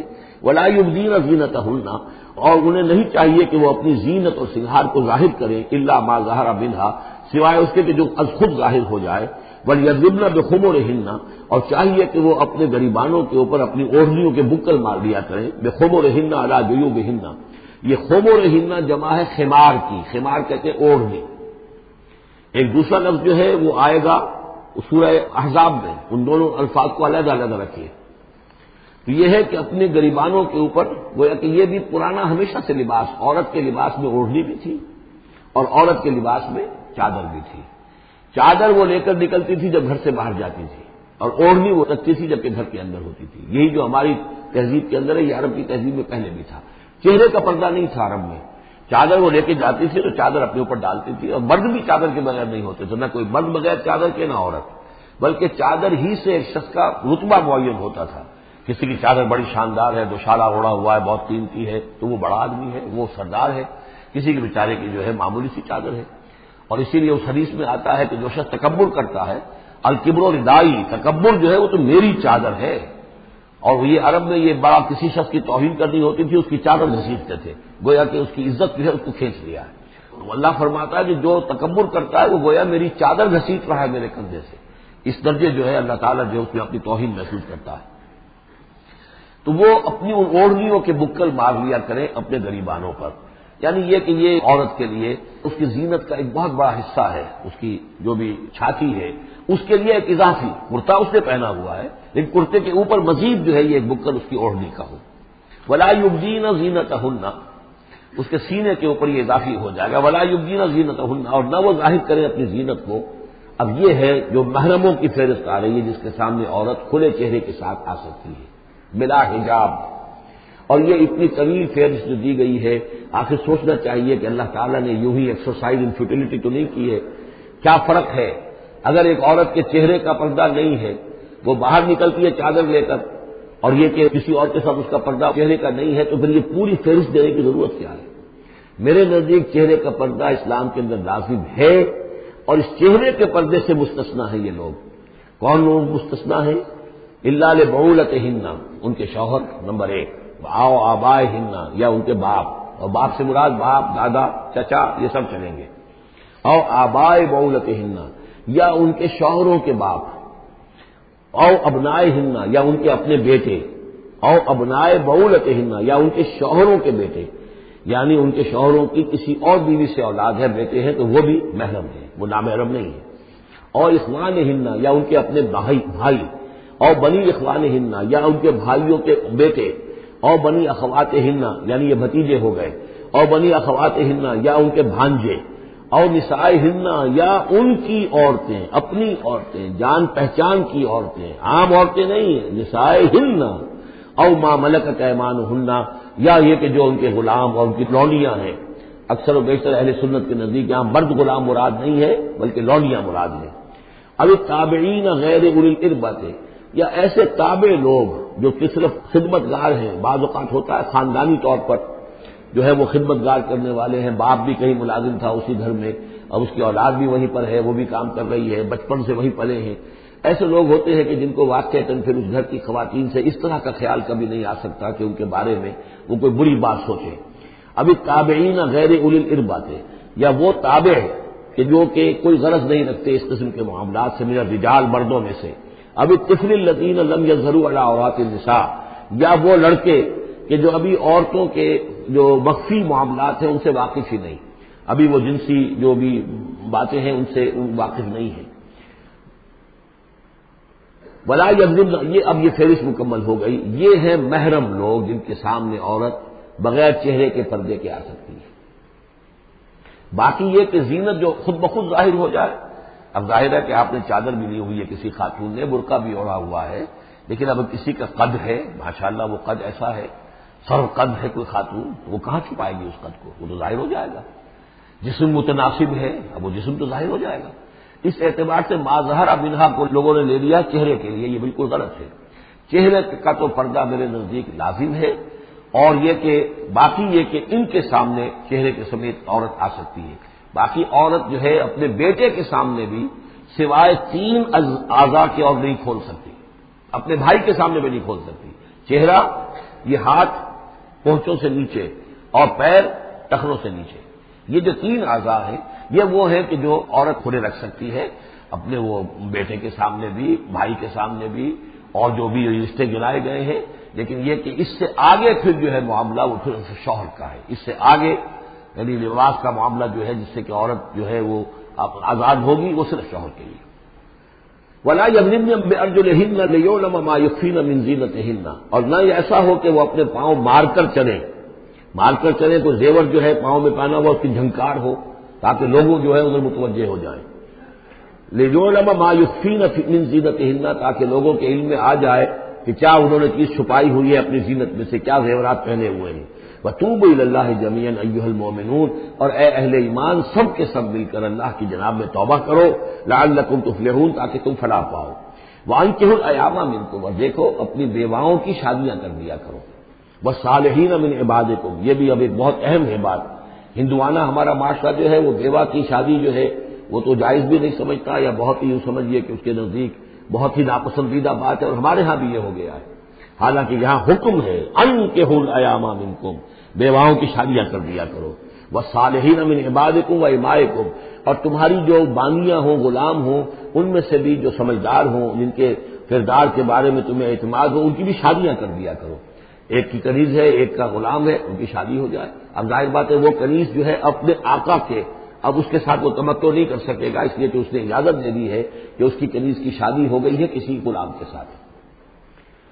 وَالصَّالِحِينَ مِنْ عِبَادِكُمْ وَإِمَائِكُمْ إِنْ يَكُونُوا فُقَرَاءَ، اگر وہ فقیر ہوں گے، مہر وغیرہ دینے کی ان کے اندر ہمت نہیں ہے، صلاحیت نہیں ہے، يُغْنِهُمُ اللَّهُ مِنْ فَضْلِهِ، تو ہو اللہ تعالیٰ ہو سکتا ہے کہ ان کو اپنے فضل سے غنی کر دے۔ واللہ واسع علیم، اللہ واسع بہت سمائی رکھنے والا، کشائش والا، کشادگی والا اور جاننے والا ہے۔ یعنی یہ بھی ہے کہ کسی وقت انسان سوچے کہ اگر میں شادی کروں گا تو وہ بھی اپنی قسمت ساتھ لے کر آئے گی، کیا پتہ کہ میرے اس وقت حالات جو ہیں اگر کچھ خراب بھی ہیں تو اللہ تعالیٰ اس کی قسمت سے، اس کے حوالے سے وہ اللہ تعالیٰ میرے لیے رزق کا دروازہ کھول دے۔ وَلْيَسْتَعْفِفِ الَّذِينَ لَا يَجِدُونَ نِكَاحًا، اور جو لوگ نکاح کی قدرت بالکل نہ رکھتے ہوں، شادی کر ہی نہ سکتے ہوں، کچھ بھی نہ ہو ان کے پاس، نہ کوئی گھر ہو جس میں کہ اپنی بیوی کو رکھ سکیں، نہ کوئی نان نفقے کا سامان ہو، نہ کوئی مہر دے سکیں، وَلْيَسْتَعْفِفْ، تو انہیں چاہیے کہ وہ اپنی عفت کی حفاظت کریں، پوری طریقے سے اپنے جنسی جذبے کو کنٹرول کریں۔ الَّذِينَ لَا يَجِدُونَ نِكَاحًا حَتَّىٰ يُغْنِيَهُمُ اللَّهُ مِنْ فَضْلِهِ، یہاں تک کہ اللہ تعالیٰ انہیں اپنے فضل سے غنی کر دے۔ والذین یبتغون الکتاب مما ملکت ایمانکم فکاتبوہم، اور تمہارے غلاموں میں سے جو تمہارے ساتھ چاہیں مکاتبت کرنا. یہ مکاتبت کا قاعدہ یہ تھا کہ غلام یہ طے کرتا تھا کہ جناب میں آپ کو اتنے لاکھ درہم دے دوں گا، اتنی مدت کے اندر اندر آپ مجھے آزاد کر دیجئے. تو یہ معاہدہ ہو گیا، اب وہ آزاد ہو گیا. لیکن آزادی اسی میں ہے کہ اسے وہ رقم اتنی عرصے کے اندر ادا کرنی ہے. اب وہ کمائے گا، محنت کرے گا، کوشش کرے گا اور وہ رقم ادا کر دے گا. یہ مکاتبت تھی. تو جو بھی تمہارے غلاموں میں سے مکاتبت چاہے مما ملکت ایمانکم فکاتبوہم، تو یہ مکاتبت کر لیا کرو. قرآن مجید نے وہ تمام راستے کھولے ہیں کہ جن سے غلاموں کی آزادی کا جو ہے آسانی کے ساتھ تدریجاً سہج انداز کے اندر ان کی غلامی کا جو ہے سلسلہ ختم ہو کر آزادی کی طرف راستہ کھل جائے. فکاتبوہم ان علمتم فیہم خیرا، اگر تم دیکھ رہے ہو ان کے اندر کہ خیر ہے، بھلائی ہے، واقعتاً یہ شخص اعتماد کیا جا سکتا ہے، یہ بھاگ نہیں جائے گا اور یہ جو بھی کرنا چاہ رہا ہے معاہدہ اس کو پورا کرنے کی اس کی نیت ہے. وآتوہم من مال اللہ الذی آتاکم، پھر ایسے لوگوں کو جنہوں نے مکاتبت کی ہو تم بھی مال دیا کرو جو اللہ کا مال تمہارے پاس اللہ نے تمہیں دیا ہے. یعنی لوگ مدد بھی کریں اس کی تاکہ وہ اپنی اس رقم کو جلد از جلد ادا کر کے اور وہ پھر آزاد ہو جائے. وَلَا تُكْرِهُوا فَتَيَاتِكُمْ عَلَى الْبِغَاءِ، اور دیکھو اپنی باندیوں کو، چھوکریوں کو، یہ جو وہاں پہ باندیاں کنیزیں ہوتی تھی انہیں بدکاری پر مجبور نہ کرو. ان اردنا تحسنا، اگر وہ چاہیں کہ وہ پاک دامن رہیں، وہ کسی قلعے میں رہیں، اور ان سے چونکہ یہ بھی رواج وہاں تھا، ان باندیوں سے پھر وہ پیشہ کراتے تھے. اب یہ اصل میں اصلاح ہو رہی ہے اس معاشرے کی، اور اس کے اندر ان چیزوں کو رفتہ رفتہ روکا جا رہا ہے. جیسے سورہ نساء میں آیا تھا، ایسا بھی ہوتا تھا کہ باپ کی بیویاں جو ہیں اپنی جو سوتیلی مائیں ہیں انہیں اپنے گھر میں ڈال دیا. لیکن یہ ساری چیزیں رفتہ رفتہ ایک ایک کر کے پھر ان کی بندش ہوئی ہے. تو وہ اپنی اولونیوں سے پیشہ کراتے تھے اور کمائی خود کھاتے تھے. تو فرمایا یہ بہت غلط ہے. لتبتغوا عرض الحیات الدنیا، تاکہ تم حاصل کرو دنیا کی زندگی کا سامان. ومن یکرہن فإن اللہ من بعد اکراہہن غفور رحیم، اور اگر کوئی ان کو مجبور کرے گا اس کام کے لیے تو اللہ تعالیٰ ان کی اس مجبوری کی بنا پر ان کے حق میں غفور اور رحیم ہوگا. تم پر وبال آئے گا، جو کام یہ غلط کروائے گا وبال اس پر آئے گا. اگر وہ خود جو ہے مجبوراً کر رہی ہے اور وہ اس کے لیے ذہناً تیار نہیں ہے تو بہرحال اللہ اس کے حق میں غفور اور رحیم ہوگا. وَلَقَدْ أَنزَلْنَا إِلَيْكُمْ آيَاتٍ مُبَيِّنَاتٍ، اور دیکھو ہم نے نازل کر دی ہیں تمہاری جانب یہ روشن آیات. وَمَثَلًا مِّنَ الَّذِينَ خَلَوْا مِن قَبْلِكُمْ، اور وہ ساری باتیں بھی ہم نے بتا دی ہیں کہ جو ان لوگوں میں تھیں جو تم سے پہلے تھے. یہ ساری گندگیاں، معاشرت کی خرابیاں جو ہیں یہ پہلوں کے اندر بھی تھی، ہم نے ان سب کی نشاندہی کر دی ہے. وہ موعظۃ للمتقین، اور اہل تقویٰ کے لیے ہم نے نصیحت یہ نازل فرما دی ہے. قد جاءتکم موعظۃ من ربکم وشفاء لما فی الصدور. اب یہ 5واں رکوع آ رہا ہے اور یہ ہمارے اس منتخب نصاب کا جو دوسرا حصہ ہے ایمان کی بحث، اس کے ضمن میں یہ بہت اہم درس ہے. اور یہ آیت نمبر 35 جو آ رہی ہے یہ قرآن مجید کی عظیم ترین آیات میں سے ہے. اس سورہ مبارکہ کی بھی آیت نمبر 35 اور سورہ احزاب میں بھی بالکل ٹھیک یہی نمبر آیت نمبر 35 آپ کو ملے گی. یہ ایمان پر اور وہ اسلام کی کیفیات پر قرآن مجید کی عظیم ترین آیات ہے. اللہ نور السماوات والارض، اللہ آسمانوں اور زمین کا نور ہے. مثل نور ہی، اس پر ایمان کی مثال، اس کے نور ایمان کی مثال ایسی ہے کمشکاتن، جیسے ایک طاق ہے، فیہا مصباح، اس میں ایک چراغ روشن ہے. المصباح فی زجاجہ، وہ چراغ جو ہے چمنی کے اندر ہے، شیشہ ہے اس کے اوپر، جیسے لالٹینیں ہوتی تھی پچھلے زمانے میں، گلوب کے ساتھ جو ہے وہ لیمپ ہوتے تھے. الزجاجہ تو کانہا کوکب دری، اور وہ شیشہ چمک رہا ہے جیسے کہ ایک چمکدار ستارہ ہو. یوقد من شجرۃ، اور اس مصباح میں، اس دیے میں، اس چراغ میں جلایا جا رہا ہے تیل، کس کا؟ ایک شجرہ مبارکہ زیتونہ کا، ایک ایسا مبارک درخت زیتون کا، لا شرقیۃ ولا غربیہ، جو نہ شرقی ہے نہ غربی ہے. یعنی یہ کہ درخت ہے، جھنڈ ہے ایک. اب اگر تو اس جھنڈ کے مشرق میں کوئی درخت ہے تو صبح کی دھوپ تو انہیں ملے گی، شام کی نہیں ہوگی.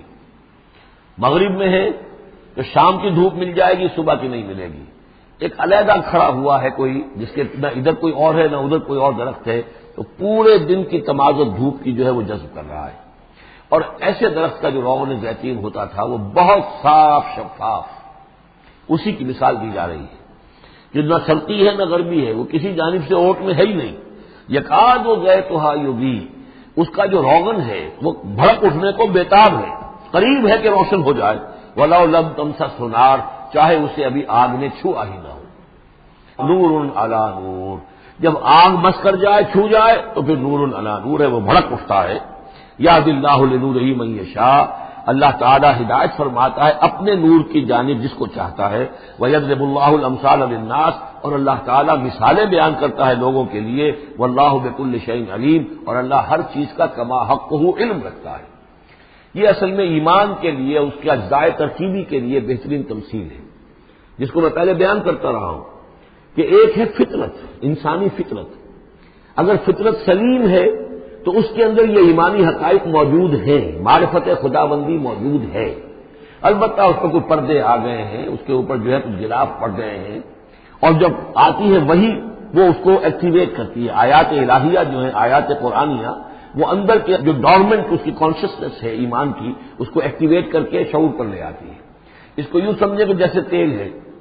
اب تیل ایک ہے کڑوا تیل، جس سے کہ ہم دیے کبھی جلایا کرتے تھے، اب تو شاید ہی کہیں آپ نے دیکھا ہو دیا کس کو کہتے ہیں، لیکن اس میں وہ کڑوا تیل جو جلتا تھا تو کڑوا تیل خود آگ نہیں پکڑ سکتا، اس میں بتی ڈالنی پڑتی تھی، کوئی کپڑے کی بتی ہے بٹکر، یا یہ کہ وہ روئی کی بتی بنائی ہے، اس بتی کا اس پھر آگ لگاتے تھے تو جل تو رہا ہے تیل، لیکن بواسطہ بتی، براہ راست وہ تیل جلنے کی پوزیشن میں نہیں ہے۔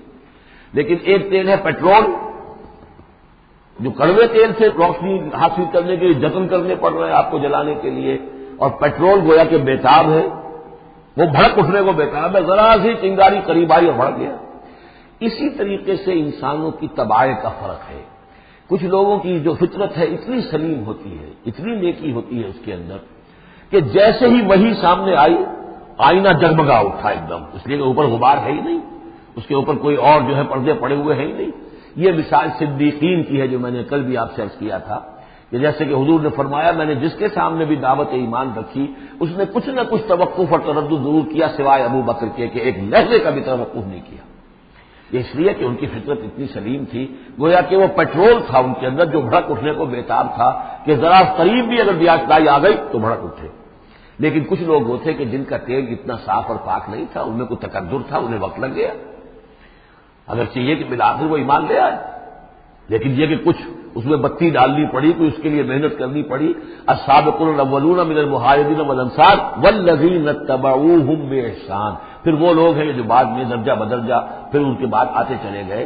تو اسی طریقے سے ایمان کی مثال ہے کہ یہ روغن فطرت یا نور فطرت، نور روح، روحانی نور جو ہمارے اندر ہے نور تجلی بھی اسی خاک میں پنہا، غافل قدرہ صاحب ادراک نہیں ہے۔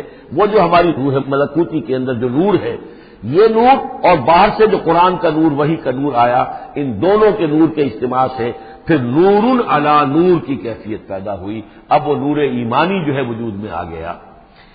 اللہ نور السماوات والارض مثل نورہ کمشکاۃ فیہا مصباح المصباح فی زجاجہ، اور ذہن میں رکھیے یہ ہمارا جو پنجر ہے پسلیوں کا، اس کی واقعتاً تاق کی سی شکل ہے، یہ نیچے سے چوڑا ہو رہا ہے، اوپر سے تنگ ہو رہا ہے، تاق ایسے ہی ہوتے تھے۔ ڈائفرام جو ہے وہ اس تاق کا گویا کہ فلور ہے، جو ہمارے ایبڈومینل کیویٹی کو چیسٹ کیویٹی سے علیحدہ کرنے والا عضو ہے، اور دل رکھا ہوا ہے اس کے اوپر، یہ گویا کہ چراغ ہے۔ اس دل میں نور ایمان ہوتا ہے، اس دل کے اندر جو ہے وہ اللہ کا نور، اور یہ نور بنا ہے دو چیزوں سے، ایک وہ نور فطرت جو اس کے اندر موجود تھا اس کی روح کے اندر، اور ایک نور وحی۔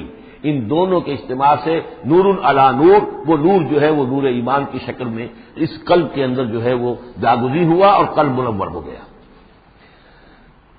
المصباح فی زجاجہ، الزجاجہ کانہا کوکب دری یوقد من شجرۃ مبارکۃ زیتونۃ لا شرقیۃ ولا غربیہ یکاد زیتها یضیء ولو لم تمسسه نار نور علی نور یہدی اللہ لنورہ من یشاء۔ یہ نور علی نور ہے، دو نوروں کے جمع ہونے سے یہ نور ایمان وجود میں آیا، نور فطرت، نور وحی۔ اور اللہ تعالیٰ ہدایت دیتا ہے اپنے نور کی جس کو چاہتا ہے، اور اللہ یہ مثالیں لوگوں کے لیے بیان کرتا ہے۔ باقی اللہ کو تو ہر شے کا کما حق و علم ہے، مثال کی ضرورت انسانوں کے لیے ہے کہ جو ان لطیف حقائق کو ایسے ہی اور خود نہیں سمجھ سکتے۔ اب جن لوگوں کے دلوں میں یہ نور ایمان پیدا ہو جاتا ہے، ان کی ایک جھلک دکھائی جا رہی ہے کہ ان کی شخصیت، ان کی زندگی کی دلچسپیاں کیا ہوتی ہیں۔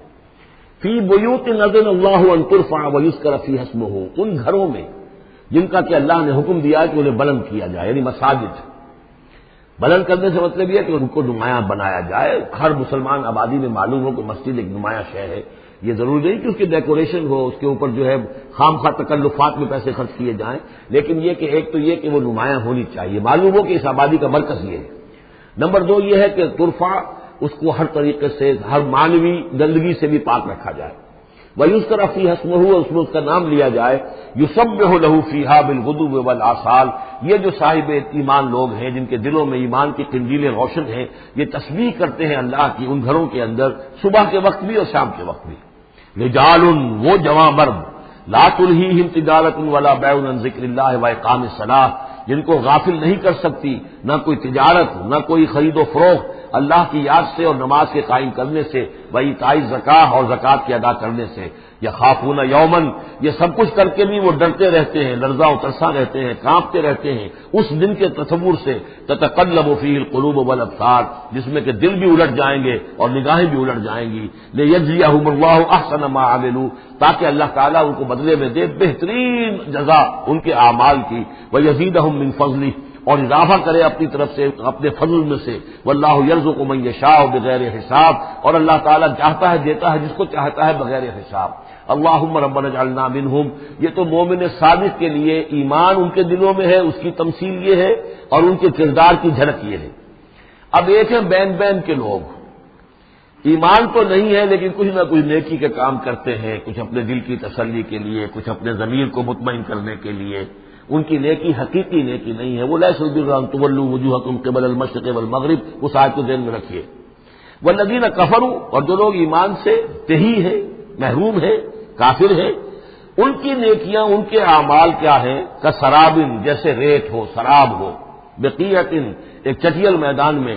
یحسبہ الظمآن ماء، پیاسا سمجھتا ہے کہ پانی ہے. حتی اذا جاءہ، یہاں تک کہ وہ جب وہاں پہ گھسٹ کر بھی پہنچتا ہے تو معلوم ہوتا ہے لم یجدہ شیئا، کچھ نہیں پاتا وہاں پر. ووجد اللہ عندہ، اور اللہ کو پاتا ہے وہاں موجود. فوفاہ حسابہ، تو اللہ تعالیٰ اس کا حساب اسے پورا چکا دیتا ہے. واللہ سریع الحساب، اور اللہ جو ہے حساب چکانے میں دیر نہیں لگاتا. یعنی یہ جو نیکیاں ہوتی جھوٹی نیکیاں، ملمے کی نیکیاں، حقیقی ایمان نہیں ہے، ایمان باللہ نہیں ہے، ایمان بالآخرت نہیں ہے، لیکن یوں ہی کچھ نہ کچھ نیکیاں ہیں، کچھ خدمت خلق کے کام ہے، اس طرح کی چیزیں اللہ کی نگاہ میں ان کی کوئی وقت نہیں. اس کے لیے پہلے ایک مثال سورہ ابراہیم میں آ چکی ہے. دوسری مثال یہ کہ یہ نیکیاں سراب کے مانند ہیں، جنہیں پیاسا سمجھتا ہے کہ یہ پانی ہے، حقیقت میں پانی نہیں ہے. اب تیسرا جو کردار ہے وہ یہ ہے کہ جن کے دلوں میں، جن کی زندگیوں میں یہ جھوٹ موٹ کی نیکی بھی نہیں ہے، نفس پرستی اور دنیا پرستی، اور ان کے اندر ہر طرح کی گندگی جو ہے وہ آ چکی ہے. ان کی مثال کیا ہے؟ او کا ظلمات فی بحر اللجی، یا جیسے کہ اندھیرے ہوں ایک بڑے گہرے سمندر میں. یغشاہ موجن، اس کے اوپر ایک موج چڑھی ہوئی ہو. من فوقہ موجن، اس کے اوپر ایک اور موج ہو. من فوقہ سحاب، اور اوپر جو ہے بادل بھی ہوں. یعنی اندھیری رات ہے، کوئی روشنی نہیں، اوپر بادل ہے، نہ چاند اور ستاروں کی کوئی روشنی نہیں آ رہی. اور اس کے ساتھ ہی یہ ہے کہ موج کے اوپر موج چڑھی ہوئی ہے. ظلمات بعضها فوق بعض، یہ اندھیروں پر اندھیرے ہیں. اذا اخرج یدہ لم یکد یراہا، جب وہ اپنا ہاتھ نکالتا ہے تو اس کو بھی نہیں دیکھ سکتا، جسے ہم کہتے ہیں اپنے محاورے میں ہاتھ کو ہاتھ سجائی نہیں دیتا. وَأَلَّمْ يَجْعَلِ اللَّهُ لَهُ نُورًا، اور جس کو اللہ تعالیٰ ہی نے کوئی نور عطا نہ کیا ہو، فما لہ من نور، تو اس کے لیے پھر کہیں کوئی نور نہیں ہے. یہ وہ لوگ ہیں کہ جن کی زندگیاں کسی ملمے کی نیکی سے بھی خالی ہیں، اندھیارے ہی اندھیارے ہیں. ظلمات بعضها فوق بعض. الم تر ان اللہ یسبح له من فی السماوات والارض والطیر صافات کل قد علم صلاته وتسبیحه واللہ علیم بما یفعلون. صدق اللہ العظیم. رب اشرح لي صدری ویسر لي امری واحلل عقدۃ من لسانی یفقهوا قولی. سورہ نور کا 5واں رکوع جو ہم پڑھ چکے ہیں، اس کے بارے میں یہ بات نوٹ کر لیجئے کہ جس طرح سورہ بقرہ کے پہلے 2 رکوعوں میں 3 قسم کے انسانوں کی تفصیل بیان ہوئی، وہاں وہ بنیادی طور پر ایک دعوت اور تحریک کے رد عمل میں جو لوگ مختلف شکلیں صورت اختیار کرتے ہیں، جو رد عمل مختلف شکلیں اختیار کرتا ہے، اس کے اعتبار سے ایک وہ جو مومنین صادقین ہیں، وہ ہر سے بعد جب اس دعوت کو قبول کرتے ہیں تو اس کیفیت کے ساتھ کہ اب جو ہو سو ہو. ایک وہ لوگ ہیں کہ جو کسی ضد کی وجہ سے، تعصب کی وجہ سے، ہردرمی کی وجہ سے، کسی تکبر کی وجہ سے، حسد کی وجہ سے اس کے انکار پر کمر کس لیتے ہیں، اور وہ لوگ جو ہے کسی صورت بھی ماننے والے نہیں ہوتے۔ ایک بین کچھ مانتے ہیں کچھ نہیں مانتے، کچھ چلتے ہیں پھر چھٹک کر کھڑے رہ جاتے ہیں، آسانی ہو تو کوئی دو چار قدم چل لیے، کوئی مشکل وقت آیا تو پھر اوندے منہ گر گئے۔ اسی کی ایک تمثیل سورہ حج میں آ چکی ہے، وَمِنَ النَّاسِ مَن يَعْبُدُ اللَّهَ عَلَىٰ حَرْفٍ فَإِنْ أَصَابَهُ خَيْرٌ اطْمَأَنَّ بِهِ وَإِنْ أَصَابَتْهُ فِتْنَةٌ انقلب عَلَىٰ وَجْهِهِ خَسِرَ الدُّنْيَا وَالْآخِرَةَ۔ اسی طرح یہاں اس رکوع میں بھی تین قسم کے انسانوں کا تذکرہ ہے، لیکن یہ ایک مختلف اعتبار سے ہے۔ ایک وہ لوگ ہیں کہ جن کے دلوں میں حقیقی ایمان پیدا ہوا، ان کی فطرتیں بھی نیک تھیں، صالح تھیں، سلیم تھیں، اور پھر وہ وہی آسمانی سے بھی صحیح طور پر مستفیض ہوئے، ان کا باطن جگمگا اٹھا اور ان کے دلوں میں نیکی حقیقی معنی میں پیدا ہو گئی، اور اس کے لیے جو ایک نقشہ ہے ان کے سیرت و کردار کا وہ بھی کھینچ دیا گیا۔ ایک وہ لوگ ہیں کہ جن کے اندر سرے سے دنیا پرستی اور دنیا ہی کی شہوات اور خواہشات اور لذات، اس کے سوا کسی شے کا کوئی گزر ہی نہیں، وہ بالکل اس کے برعکس ہے۔ پہلے نور علی نور اور دوسرے ظلمات بعضها فوق بعض۔ کوئی جھوٹ موٹ کی نیکی بھی نہیں، کوئی ملمے کی نیکی بھی نہیں، ان کا مال ہے تو صرف اپنی ہی عیاشیوں کے لیے ہی، اپنے ہی جو بھی ان کے تعیش ہے اسی میں خرچ ہو رہا ہے۔ لہذا یہ وہ لوگ ہیں کہ وہ ایمان سے بھی محروم اور کسی جھوٹ موٹ کی نیکی سے بھی ان کے ہاں کسی نور کا سرے سے گزر ہی نہیں۔ ظلمات بعضها فوق بعض، اور اس کے لیے تمثیل دی گئی ہے کہ گہرے سمندر کے اندر جو اندھیرا ہوتا ہے، ایبسولوٹ ڈارکنس، کہ رات بھی ہے، اوپر بادل بھی ہے، اور جو ہے موج پر موج چڑھی ہوئی ہے، تو ایبسولوٹ ڈارکنس۔ ایک فرینچ امیر البحر تھا جو اسی آیت کو پڑھ کر ایمان لے آیا تھا، اس کی ساری عمر گزری تھی سمندروں کے اندر، اور وہ جانتا تھا کس قسم کی ڈارکنس ہوتی ہے وہاں۔ اس نے کہا کہ پتہ کیا کہ کیا محمد نے صلی اللہ علیہ وسلم کبھی بحری سفر کیے تھے؟ جب اسے معلوم ہوا کہ انہوں نے کبھی بحری سفر کیا ہی نہیں، تو اس نے کہا کہ پھر یہ ثابت ہو گیا کہ یہ اللہ کا کلام ہے، ورنہ یہ تشبیہ جو ہے کوئی شخص اس کو وہ تو دے سکتا ہے کہ جس نے بحری سمندر کیے ہوں اور جس سے اندازہ ہو، اور وہ سمندر کے اندر کبھی اس نے غوطے بھی لگائے ہوں، اور وہ ایبسولوٹ ڈارکنس کا کانسیپٹ۔ بہرحال یہ دوسری انتہا، بیچ میں وہ لوگ ہیں، بین ہیں، کچھ نیکیاں بھی کرتے ہیں، حقیقی ایمان سے محروم ہیں، نہ اللہ پر نہ یوم آخر پر ان کا پختہ ایمان نہیں ہے، لیکن یہ کہ اپنے ضمیر کو مطمئن کرنے کے لیے کچھ نہ کچھ، یا دنیا میں کوئی نام کمانے کے لیے یا کوئی اور شہرت حاصل کرنے کے لیے وہ کچھ نیکیاں کرتے ہیں، تو ان کی نیکیوں کی مثال شراب کسی ہے۔ الم تری ان اللہ یسبح لہ من فی السماوات والارض، کیا تم دیکھتے نہیں ہو کہ اللہ کی تسبیح کرتے ہیں وہ سب جو آسمانوں میں ہے اور جو زمین میں ہے، اور نہ صرف آسمانوں اور زمین میں بلکہ ان دونوں کے مابین جو السماء میں جو ہے، والطیر صافات، اور یہ جو پرندے ہیں جو اپنے پروں کو پھیلائے ہوئے ہیں یہ بھی اللہ کی تسبیح کر رہے ہیں۔ کل قد علم صلاتہ و تسبیحہ، ہر ایک کے علم میں ہے، ہر ایک نے جان لی ہے اپنی نماز، اپنی صلاۃ اور اپنی تسبیح۔ یہ وہی بات ہے جو سورہ بنی اسرائیل میں آ چکی ہے، وَإِن مِّن شَيْءٍ إِلَّا يُسَبِّحُ بِحَمْدِهِ وَلَٰكِن لَّا تَفْقَهُونَ تَسْبِيحَهُمْ، کوئی شے نہیں ہے اس کائنات میں جو اللہ کی تسبیح و تحمید نہ کر رہی ہو، لیکن تمہیں اس کا شعور نہیں ہو سکتا۔ واللہ علیم بما یفعلون، اور جو کچھ وہ کرتے ہیں اللہ کے علم میں ہے۔ وللہ ملک السماوات والارض، اور اللہ ہی کے لیے ہے آسمانوں اور زمین کی بادشاہی۔ وإلی اللہ المصیر، اور اللہ ہی کی طرف لوٹ جانا ہے۔ الم تری ان اللہ یزجی سحابا، کیا تم دیکھتے نہیں ہو کہ اللہ تعالیٰ ہانک کر لاتا ہے بادلوں کو، کہاں سے ہوائیں لے کر چل رہی ہیں بادلوں کو، کہیں تو بے آف بنگال سے وہ اٹھی ہیں مانسون کی ہوائیں اور کہاں تک پہنچ جاتی ہیں پاکستان تک۔ ان اللہ یزجی سحابا ثم یؤلف بینہ، پھر ان بادلوں کو آپس میں جوڑ دیتا ہے، ثم یجعلہ رکاما، پھر ان کو تہ بر تہ کر دیتا ہے۔ اب یہ تہ بر تہ کا معاملہ جو ہے، دیکھیے ہوائی سفر جس نے کیا ہے اسے اس کا تجربہ ہوتا ہے، جب جہاز چڑھتا ہے تب بھی وہ جب بادلوں کے اندر سے گزرتا ہے تو صاف نظر آتا ہے ایک تہ، اس کے بعد پھر خلا ہے، پھر ایک اور تہ، پھر خلا ہے، پھر ایک اور تہ، اترتے ہوئے بھی اسی طریقے سے تہ بر تہ بادل۔ رکامن فتر الودق یخرج من خلالہ، تو تم دیکھتے ہو کہ بارش برستا ہے ان دونوں، ان کے بین سے، ان کے بیچ سے برستی ہے بارش، پانی برستا ہے۔ وَيُنَزِّلُ مِنَ السَّمَاءِ مِن جِبَالٍ فِيهَا مِن بَرَدٍ، اور اللہ تعالیٰ اتارتا ہے آسمان سے وہ پہاڑ بھی کہ جن میں وہ اولے ہوتے ہیں، یعنی یہ کہ اولے جو آ رہے ہیں زمین پر تو معلوم ہوتا ہے کہ جیسے ان کے بھی کوئی پہاڑ ہے آسمانوں کے اندر۔ فیصیب بہ من یشاء، تو اللہ تعالیٰ یہ اولے برسا دیتا ہے جس پر چاہتا ہے، یعنی جس کی کھیتی برباد اللہ کو کرنی ہوتی ہے کسی سبب سے، اس کی کھیتی کے اوپر یہ اولے جا کے برس جاتے ہیں. یصرفہ عن من یشاء، اور ان کا رخ پھیر دیتا ہے جس سے چاہتا ہے. ایسا بھی ہوتا ہے بعض اوقات کہ بالکل ایک کھیت جو ہے وہ بالکل تباہ و برباد ہو گیا ہے اور برابر کا کھیت بالکل ٹھیک ہے، اس کے اوپر کوئی اولا نہیں گرا. یکاد سنا برقہ یذھب بالابصار، اور اس کی جو بجلی کی کوند ہے وہ اس قریب ہے کہ وہ لوگوں کی نگاہوں کو اچک کر لے جائے. یقلب اللہ اللیل والنہار، اللہ تعالیٰ عدلتا بدلتا رہتا ہے دن اور رات کو. ان فی ذلک لعبرۃ لاولی الابصار، یقیناً اس میں دھیان کرنے کا اور سبق سیکھنے کا اور عبرت حاصل کرنے کا مواد ہے ہوش مندوں کے لیے، آنکھ والوں کے لیے، دیکھنے والوں کے لیے. واللہ خلق کل دابۃ من ماء، اور اللہ نے بنائی ہے ہر جاندار چیز اس زمین کے اوپر پانی سے. فمنہم من یمشی علی بطنہ، اب ان جانداروں میں سے جو زمین میں اللہ نے بنائے ہیں وہ بھی ہے کہ جو اپنے پیٹ کے بل پر چلتے ہیں، یہ ریپٹائلز جن کو ہم کہتے ہیں، ریپٹائلز ہیں جو اپنے پیٹ کے بل پر چل رہے ہیں. منہم من یمشی علی رجلین، اور ان میں وہ بھی ہے کہ جو دو ٹانگوں پر چلتے ہیں. اب ہم بھی انہی میں سے ہیں، اور باقی شمپنزی اور گوریلاز بھی ہیں، اور بھی ایسے ہوں گے کہ جو دو ٹانگوں پر چلتے ہیں. ومنہم من یمشی علی اربع، سب سے زیادہ کثیر تعداد جو ہے وہ زمینی حیوانات کے اندر ان کی ہے کہ جو چار پر چلتے ہیں. یخلق اللہ ما یشاء، اللہ تعالیٰ پیدا کرتا ہے جو چاہتا ہے. ان اللہ علی کل شیء قدیر، یقیناً اللہ تعالیٰ ہر چیز پر قادر ہے. اب کافی عرصے کے بعد منافقین کا تذکرہ قرآن مجید میں ہو رہا ہے، کیونکہ یہ ہم نے سورہ یونس سے لے کر اور سورہ مومنون تک جو 14 صورتیں پڑھی ہیں ان میں تو سارا معاملہ تھا مشرکین عرب سے، کفار سے، مشرکین سے.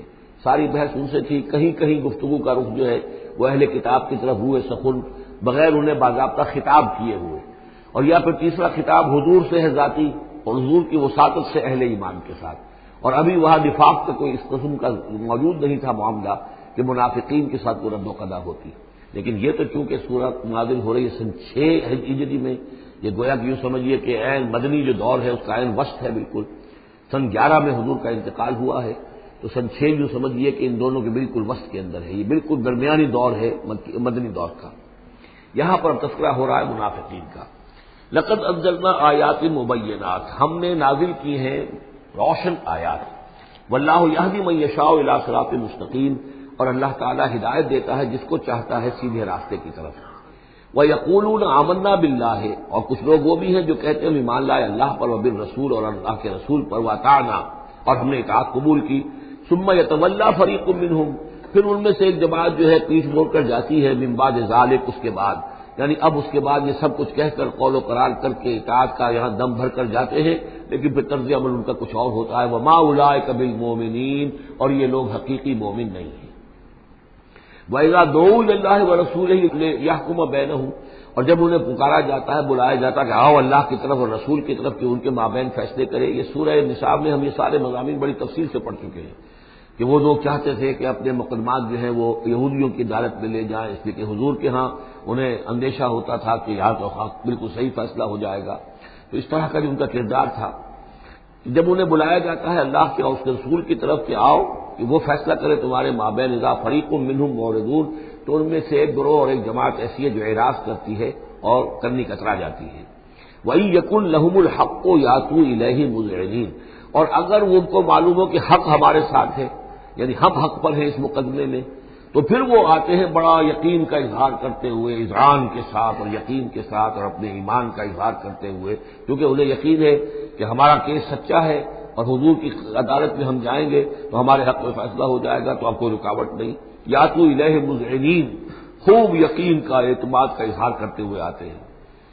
افی قلوبہم مرض، کیا ان کے دلوں میں روگ ہے؟ ام ارتابوا، یا یہ شکوک میں مبتلا ہو گئے ہیں؟ ام یخافون ان یحیف اللہ علیہم، یا انہیں یہ اندیشہ ہے کہ اللہ تعالیٰ جو ہے ان کے ساتھ ناانصافی کرے گا. ورسولہ، وہ اس کے رسول. بل اولئک هم الظالمون، نہیں بلکہ حقیقت میں یہی ظالم ہے. ایمان کی اصل حقیقت سے چونکہ یہ محروم ہے، لہذا ساری غلطی ان کے اپنے کردار میں ہے.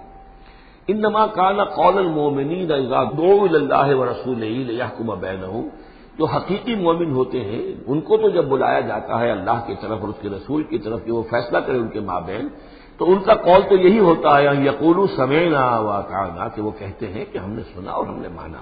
ہم حاضر ہیں، جو بھی فیصلہ محمد رسول اللہ کا ہوگا ہم اسے بصر و چشم تسلیم کریں گے۔ انما کان قول المؤمنین اذا دعوا الی اللہ ورسولہ لیحکم بینہم ان یقولوا سمعنا واطعنا واولئک هم المفلحون، اور یقیناً وہی لوگ ہیں جو پھر فلاح پانے والے ہیں۔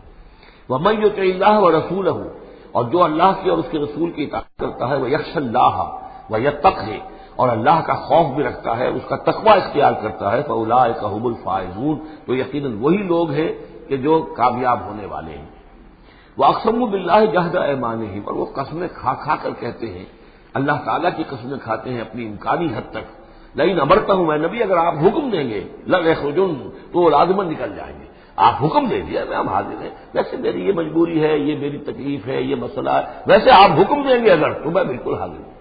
یہ آپ کو اب بھی معلوم ہوگا کہ ہماری جماعتی زندگیوں کے اندر یہ مسئلہ ہوتا ہے کہ کوئی امیر ہے، اس نے ایک بات کہی ہے، کھل کر اس نے کہہ دیا ہے کہ میں یہ چاہتا ہوں کہ معاملہ اس طرح کیا جائے۔ اب کچھ لوگ کرنے کا اتراتے ہیں، اچھا جی اگر آپ حکم دیں گے تو میں کروں گا، لیکن یہ کیا بات ہے؟ جب وہ امیر ہے آپ کا، وہ بات کہہ رہا ہے، تو اس کی بات کو آپ حکم کیوں نہیں سمجھ رہے؟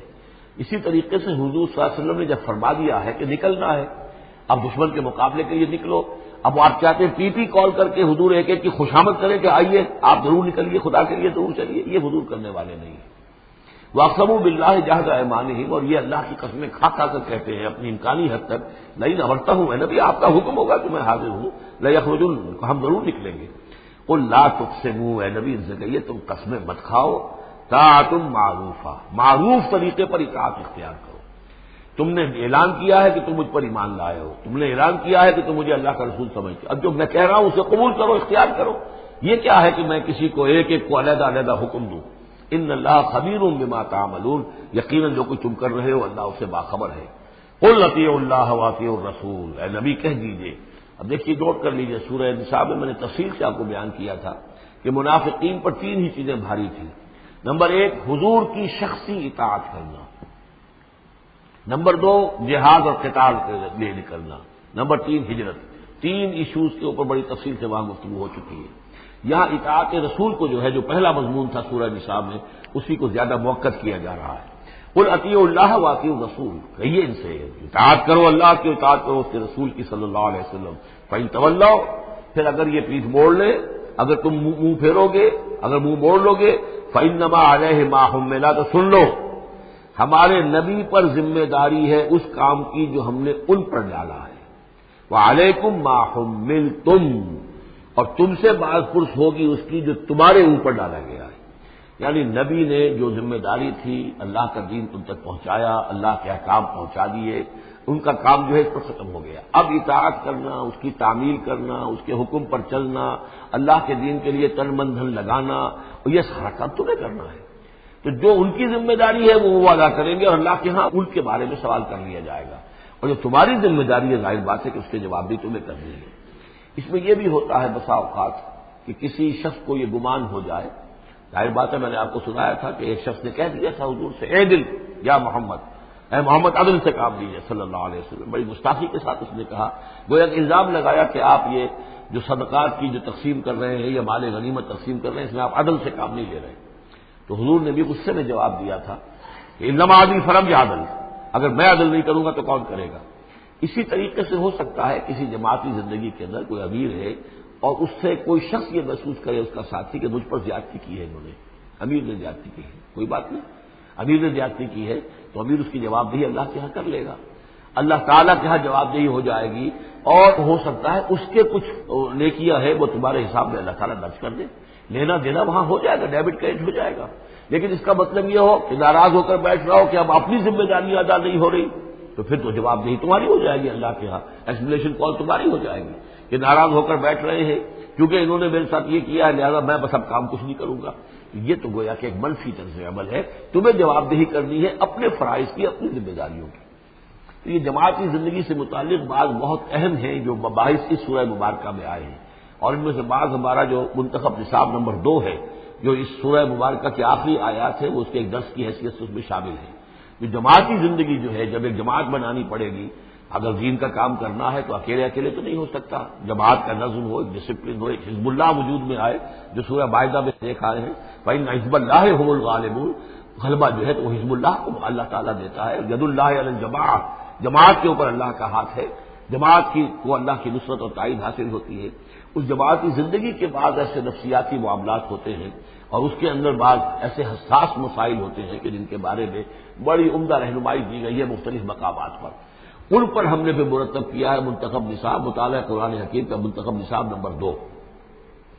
قل اطیعوا اللہ واطیعوا الرسول فإن تولوا فإنما علیہ ما حمل، ان پر جو ذمہ ہے وہ ان کی اپنی ذمہ داری کا، اور تمہارے اوپر جو بوجھ ہے، جو تمہاری مسئولیت ہے، وہ تمہاری ذمہ داری کی۔ وَإِن تُطِيعُوهُ تَهْتَدُوا، جان لو یہ اللہ کے رسول ہیں، اگر تم ان کی اطاعت پر کاربند رہو گے تبھی تم ہدایت یافتہ ہوگے۔ وَمَا عَلَى الرَّسُولِ إِلَّا الْبَلَاغُ الْمُبِينُ، اور ہمارے رسول پر سوائے صاف صاف پہنچا دینے کی اور کوئی ذمہ داری نہیں ہے۔ اب جو آیت آ رہی ہے یہ بھی طویل آیات میں سے اور عظیم ترین آیات میں سے آیت استخلاف، یہ خلافت کا جو اللہ تعالیٰ نے وعدہ کیا ہے اس امت سے۔ وعد اللہ الذین آمنوا منکم وعملوا الصالحات، اے مسلمانوں اللہ کا وعدہ ہے تم میں سے ان لوگوں کے ساتھ جو ایمان اور عمل صالح کی شرطیں پوری کر دیں گے۔ یہ نام کے مسلمان، نسلی مسلمان جو اللہ کے حکم پر چلتے بھی نہ ہوں، اللہ کے احکام کے مطابق عمل نہ کرتے ہوں، دین کے لیے تن من دھن لگانے کو تیار نہ ہوں، ان سے یہ وعدہ نہیں ہے۔ وعدہ ہے حقیقی اہل ایمان، جو ایمان حقیقی کی شرط پوری کرے اور ایمان کے جو عملی تقاضے ہیں ان کو بھی بجا لائے۔ وعد اللہ الذین آمنوا منکم وعملوا الصالحات لیستخلفنہم فی الارض، کہ وہ انہیں زمین میں خلافت عطا کرے گا، حکومت عطا کرے گا، غلبہ عطا کرے گا، کما استخلف الذین من قبلہم، جیسے کہ اس نے خلافت عطا کی تھی ان کو جو ان سے پہلے تھے۔ حضرت داؤد کو، حضرت طالوت کو، حضرت سلیمان کو جو خلافت دی گئی، بعد میں بھی مکابی حکومت قائم ہوئی ہے، اس میں بھی خلافت قائم ہوئی، تو یہ خلافت جیسے پہلے ہم نے دی تھی سابقہ امت مسلمہ کو، ایسے ہی اے امت محمد صلی اللہ علیہ وسلم تمہیں بھی خلافت دی جائے گی، بشرطے کہ ایمان اور عمل صالح کی یہ 2 شرطیں تم پوری کرو۔ اب یہ خلافت جو ہے اس کو 3 انداز میں یہاں بیان کیا گیا ہے۔ لَيَسْتَخْلِفَنَّهُمْ فِي الْأَرْضِ، انہیں لازماً خلافت دے گا زمین میں، حکومت دے گا، کما استخلف الذین من قبلہم، جیسے کہ خلافت دی تھی اور حکومت دی تھی ان کو کہ جو ان سے پہلے تھے۔ وَلَيُمَكِّنَنَّ لَهُمْ دِينَهُمُ الَّذِي ارْتَضَىٰ لَهُمْ، اور ان کے اس دین کو زمین میں غلبہ عطا کرے گا، قوت عطا کرے گا، تمکن عطا کرے گا جو اللہ نے ان کے لیے پسند کر لیا ہے۔ ظاہر بات ہے مسلمانوں کی خلافت ہے تو اس کے معنی کیا ہے؟ اللہ کے دین کا غلبہ ہے، وہ تو بات تو ایک ہی ہے، اللہ کا دین غالب، اس کی کیا معنی ہے؟ مسلمانوں کی خلافت۔ تو چیز ایک ہی ہے لیکن یہاں 3 الفاظ لا کر اس کی اہمیت کو نمایاں کیا جا رہا ہے 3 اعتبارات سے۔ ولا یمکنن لهم دینهم الذی ارتضیٰ لهم، اب یہاں دیکھیے وہی لام مفتوح شروع میں فعل مضارع سے اور اس کے بعد یہ نون مشدد، یہ سارے وعدے نہایت تاکیدی وعدے ہیں۔ لا يستخلفنهم في الارض كما استخلف الذين من قبلهم ولا يمكنن لهم دينهم الذي ارتضى لهم، واللہ نے دین کون سا ہے جو پسند کر لیا ہے؟ اليوم اکملت لكم دینکم واتممت علیکم نعمتی ورضیت لكم الاسلام دینا، یہ آیت ہم پڑھ چکے ہیں سورہ مائدہ میں۔ اور تیسری بات ولا يبدلنهم من بعد خوفهم امنا، اللہ تعالیٰ ان کے خوف کی کیفیت جو ہے اس کو بدل دے گا امن کی کیفیت سے۔ ظاہر بات ہے جب تک کہ مسلمان کمزور تھے ان کے لیے خوف تھا، ابھی ادھر سے حملے کا اندیشہ ہے، ابھی ادھر سے حملے کا اندیشہ ہے، اب فلاں قبیلے کی طرف سے خبر آئی ہے کہ وہ فوجی تیاری کر رہا ہے، فوج کشی کرے گا، وہ خوف کی ایک کیفیت تھی جو ہر وقت جاری رہی ہے۔ ایمرجنسی کی کیفیت جو ہے مدینہ منورہ میں یوں سمجھیے کہ پورے 5 برس ایمرجنسی رہی ہے، ہر وقت ہر آن اندیشہ ہوتا تھا، خبریں آ رہی ہیں اب ادھر سے کوئی قبیلہ حملہ کرنے والا ہے، اب یہ مکے میں کوئی ان کی ملاقاتیں ہوئی ہیں، کوئی سازش ہوئی ہے، ابھی کوئی خط چلا گیا، ابو عامر راہب کا کوئی مشن ہے، یہ ساری خبریں آتی تھیں۔ لیکن یہ کہ اب اس کے بعد وہ وقت آ جائے گا کہ ان کا جو خوف کی کیفیت ہے بدل جائے گی امن سے۔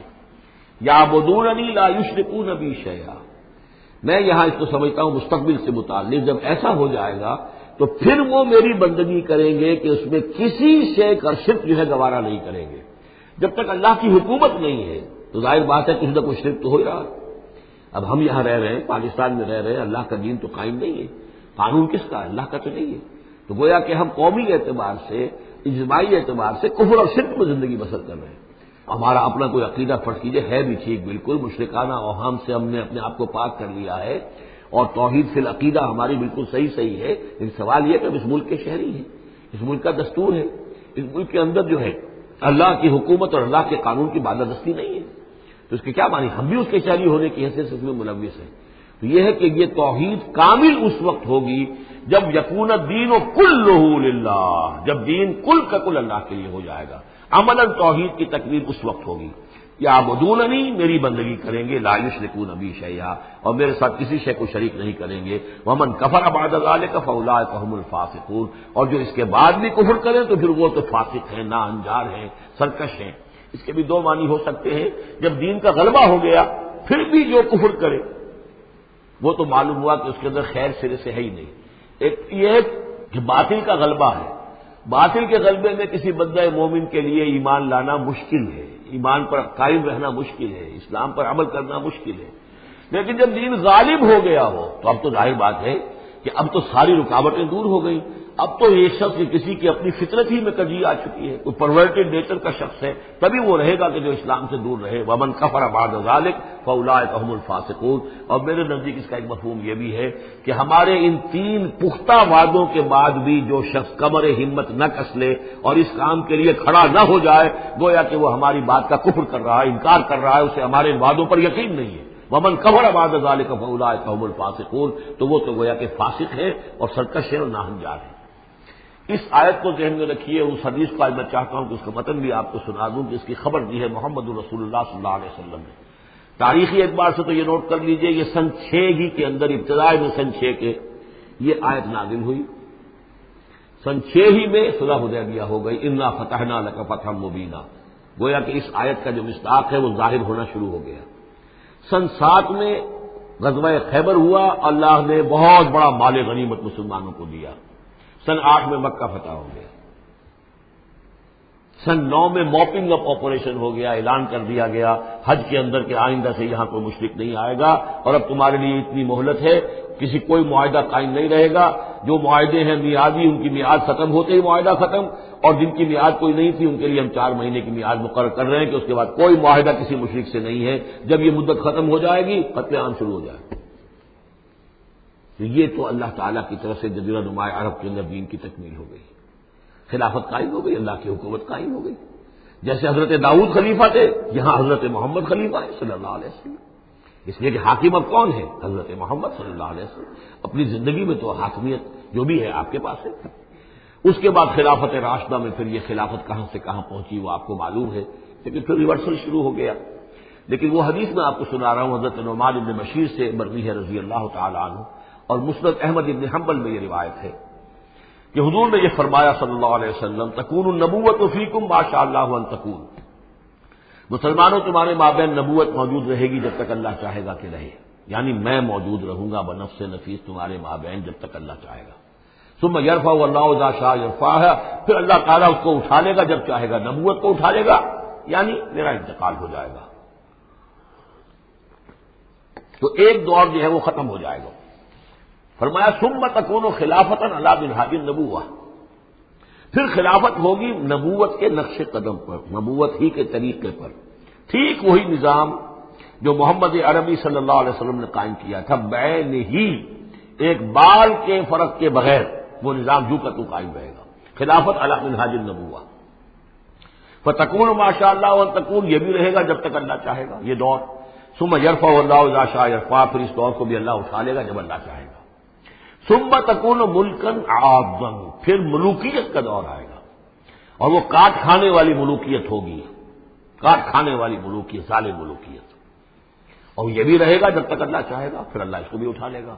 پھر چوتھا دور آئے گا ثم تکون ملکن جبریا، پھر غلامی کی ملوکیت ہوگی، یعنی یہ دور جو ہمارا گزرا ہے کولونیل دور، پہلے یہ کہ ملوک تھے، بادشاہ تھے، چاہے وہ بنو عباس میں تھے یا بنو امیہ میں سے تھے، یا یہ کہ ترک تھے، مسلمان تو تھے، کلمہ گو تو تھے، ان میں کوئی کوئی نہ اچھا بھی ہوتا تھا، بہت اچھے لوگ بھی تھے، برے لوگ بھی تھے، لیکن مسلمان تو تھے، کلمہ گو تو تھے۔ لیکن چوتھا دور آیا کہ کہیں ہم انگریزوں کے غلام ہو گئے، کہیں ہم ولندیزیوں کے غلام ہو گئے، کہیں ہم فرانسیسیوں کے غلام ہو گئے، کولونیل پاورز۔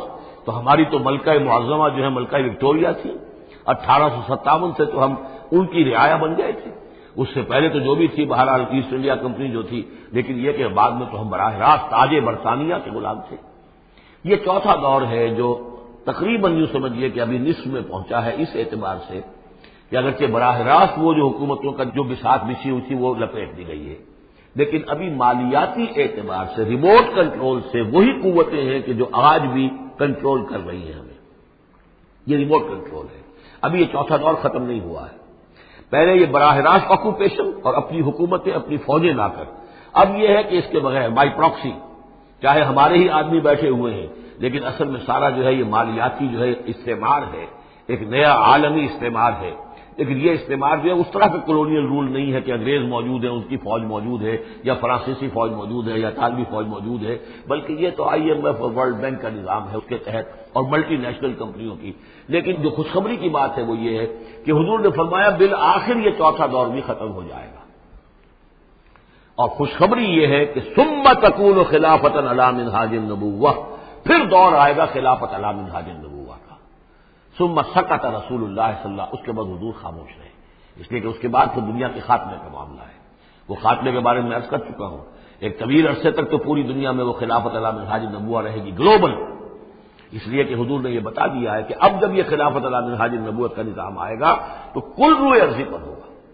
مسلم شریف میں روایت ہے، یہ حضرت ثوبان حضور کے ایک آزاد شدہ غلام تھے، جیسے کہ حضرت زید بن حارثہ بھی حضور کے غلام تھے، آپ نے آزاد کر دیا تھا. اسی طرح حضرت ثوبان بھی ہے مولا، ان ثوبان مولا رسول اللہ صلی اللہ علیہ وسلم. اس میں روایت کیا ہے، حضور نے فرمایا ان اللہ زوالی الارض، اللہ نے میرے لیے ساری زمین کو لپیٹ دیا یا سکیڑ دیا. فرائے تو مشارقہا و مغاربہا، تو میں نے سارے مشرق دیکھ لیے زمین کے، سارے مغرب دیکھ لیے. وَإِنَّ أُمَّتِي سَيَبْلُغُ مُلْكُهَا مَا زُوِّيَ لِي مِنْهَا، اور میری امت کی حکومت ان تمام علاقوں پر قائم ہو کر رہے گی جو اس طرح زمین کو سکیڑ کر یا لپیٹ کر مجھے دکھا دیے گئے.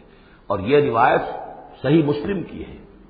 اسی طرح کی ایک اور حدیث ہے حضرت مقداد بن الاسود سے رضی اللہ تعالی عنہ کہ اس روئے ارضی پر کوئی گھر اور کوئی خیمہ نہیں بچے گا، یعنی سیٹل جو علاقے ہیں جہاں گھر ہیں، شہر ہیں، گھر بنے ہوئے ہیں، مکان بنے ہوئے ہیں، یا نومیڈک ٹرائبز جہاں بھی ہیں کہ وہ اپنے خیمے لے کے ادھر سے ادھر جاتے رہتے ہیں، نہ کوئی گھر بچے گا نہ خیمہ جس میں اللہ کا دین داخل نہ ہو جائے. بعز عزیز اور ذل ذلیل، یا تو یہ کہ گھر اور خیمے والا اسلام قبول کرے گا، اسلام اس کے گھر میں داخل ہوگا، اس کا بھی اعزاز ہوگا، اور یا وہ گھر والا اسلام قبول نہیں کرے گا لیکن اسلام کی بالادستی جو ہے تسلیم کرنی پڑے گی. یؤت الجزیۃ عن ید وہم صاغرون، یہ جو ہم پڑھ رہے ہیں سورہ توبہ کے اندر، تو گویا کہ اس کے گھر میں بھی اسلام تو آ گیا لیکن وہ بدبخت جو ہے اسلام کی نعمت سے اور اس کے اعزاز سے محروم رہا. یہ ہے وہ خبر کہ جو ہے صحیح احادیث ہیں. اور یہ منطقی طور پر بھی سمجھ لیجئے کہ قرآن مجید میں یہ بات واضح کر دی گئی کہ حضور کو بھیجا گیا غلبہ دین کے لیے، 3 دفعہ فرمایا. سورہ توبہ میں ہم پڑھ چکے ہیں، 2 مرتبہ آگے اور آنا ہے. هو الذی ارسل رسولہ بالہدی ودین الحق لیظہرہ علی الدین کلہ، اور 5 مرتبہ فرمایا کہ حضور کو بھیجا گیا پوری نوع انسانی کے لیے. اس کی سب سے نمایاں اور سب سے جو لوگوں کے اندر عام طور پر معروف آیت ہے وہ یہ ہے وما ارسلناک الا کافۃ للناس بشیرا ونذیرا. ویسے ہم پڑھ رہے ہیں سورہ انبیاء میں وما ارسلناک الا رحمۃ للعالمین، اس کا بھی مفہوم یہی ہے، تمام جہان والوں کے لیے ہم نے بھیجا ہے آپ کو رحمت بنا کر. اور ہم نے نہیں بھیجا ہے محمد آپ کو مگر پوری دنیا کے لیے، پوری نوع انسانی کے لیے بشیر اور نذیر بنا کر. ان دونوں کو جوڑو تو اس کا منطقی نتیجہ بھی یہ ہے کہ حضور کی بعثت کا مقصد مکمل ہوگا ہی اس وقت جبکہ کل عالم انسانیت پر دین حق غالب ہو جائے، اور یہ ہو کر رہنا ہے. ومن کفر بعد ذلک فاولئک هم الفاسقون واقیموا الصلاۃ وآتوا الزکاۃ، اور نماز قائم کرو اور زکات ادا کرو. واطیعوا الرسول لعلکم ترحمون، رسول کی اطاعت کرو تاکہ تم پر رحم کیا جائے. چونکہ روح سخن منافقین کی طرف ہے، اور میں نے آپ کو بتایا تھا ان پر جو شاخ گزر رہی تھی وہ در حقیقت رسول کی اطاعت تھی. بار بار کہتے تھے یہ اپنے جی سے بات کہہ دیتے ہیں، آیت تو ابھی اتری نہیں، ابھی کوئی آیت تو آئی نہیں، قرآن میں تو ابھی یہ حکم آیا نہیں. یہ معاملہ جو ہے ان کو شاخ گزر رہا تھا حضور کی اطاعت. واقیموا الصلاۃ وآتوا الزکاۃ، اور نماز قائم کرو اور زکات ادا کرو. واطیعوا الرسول لعلکم ترحمون، اور اللہ رسول کی اطاعت کرو تاکہ تم پر رحم کیا جائے.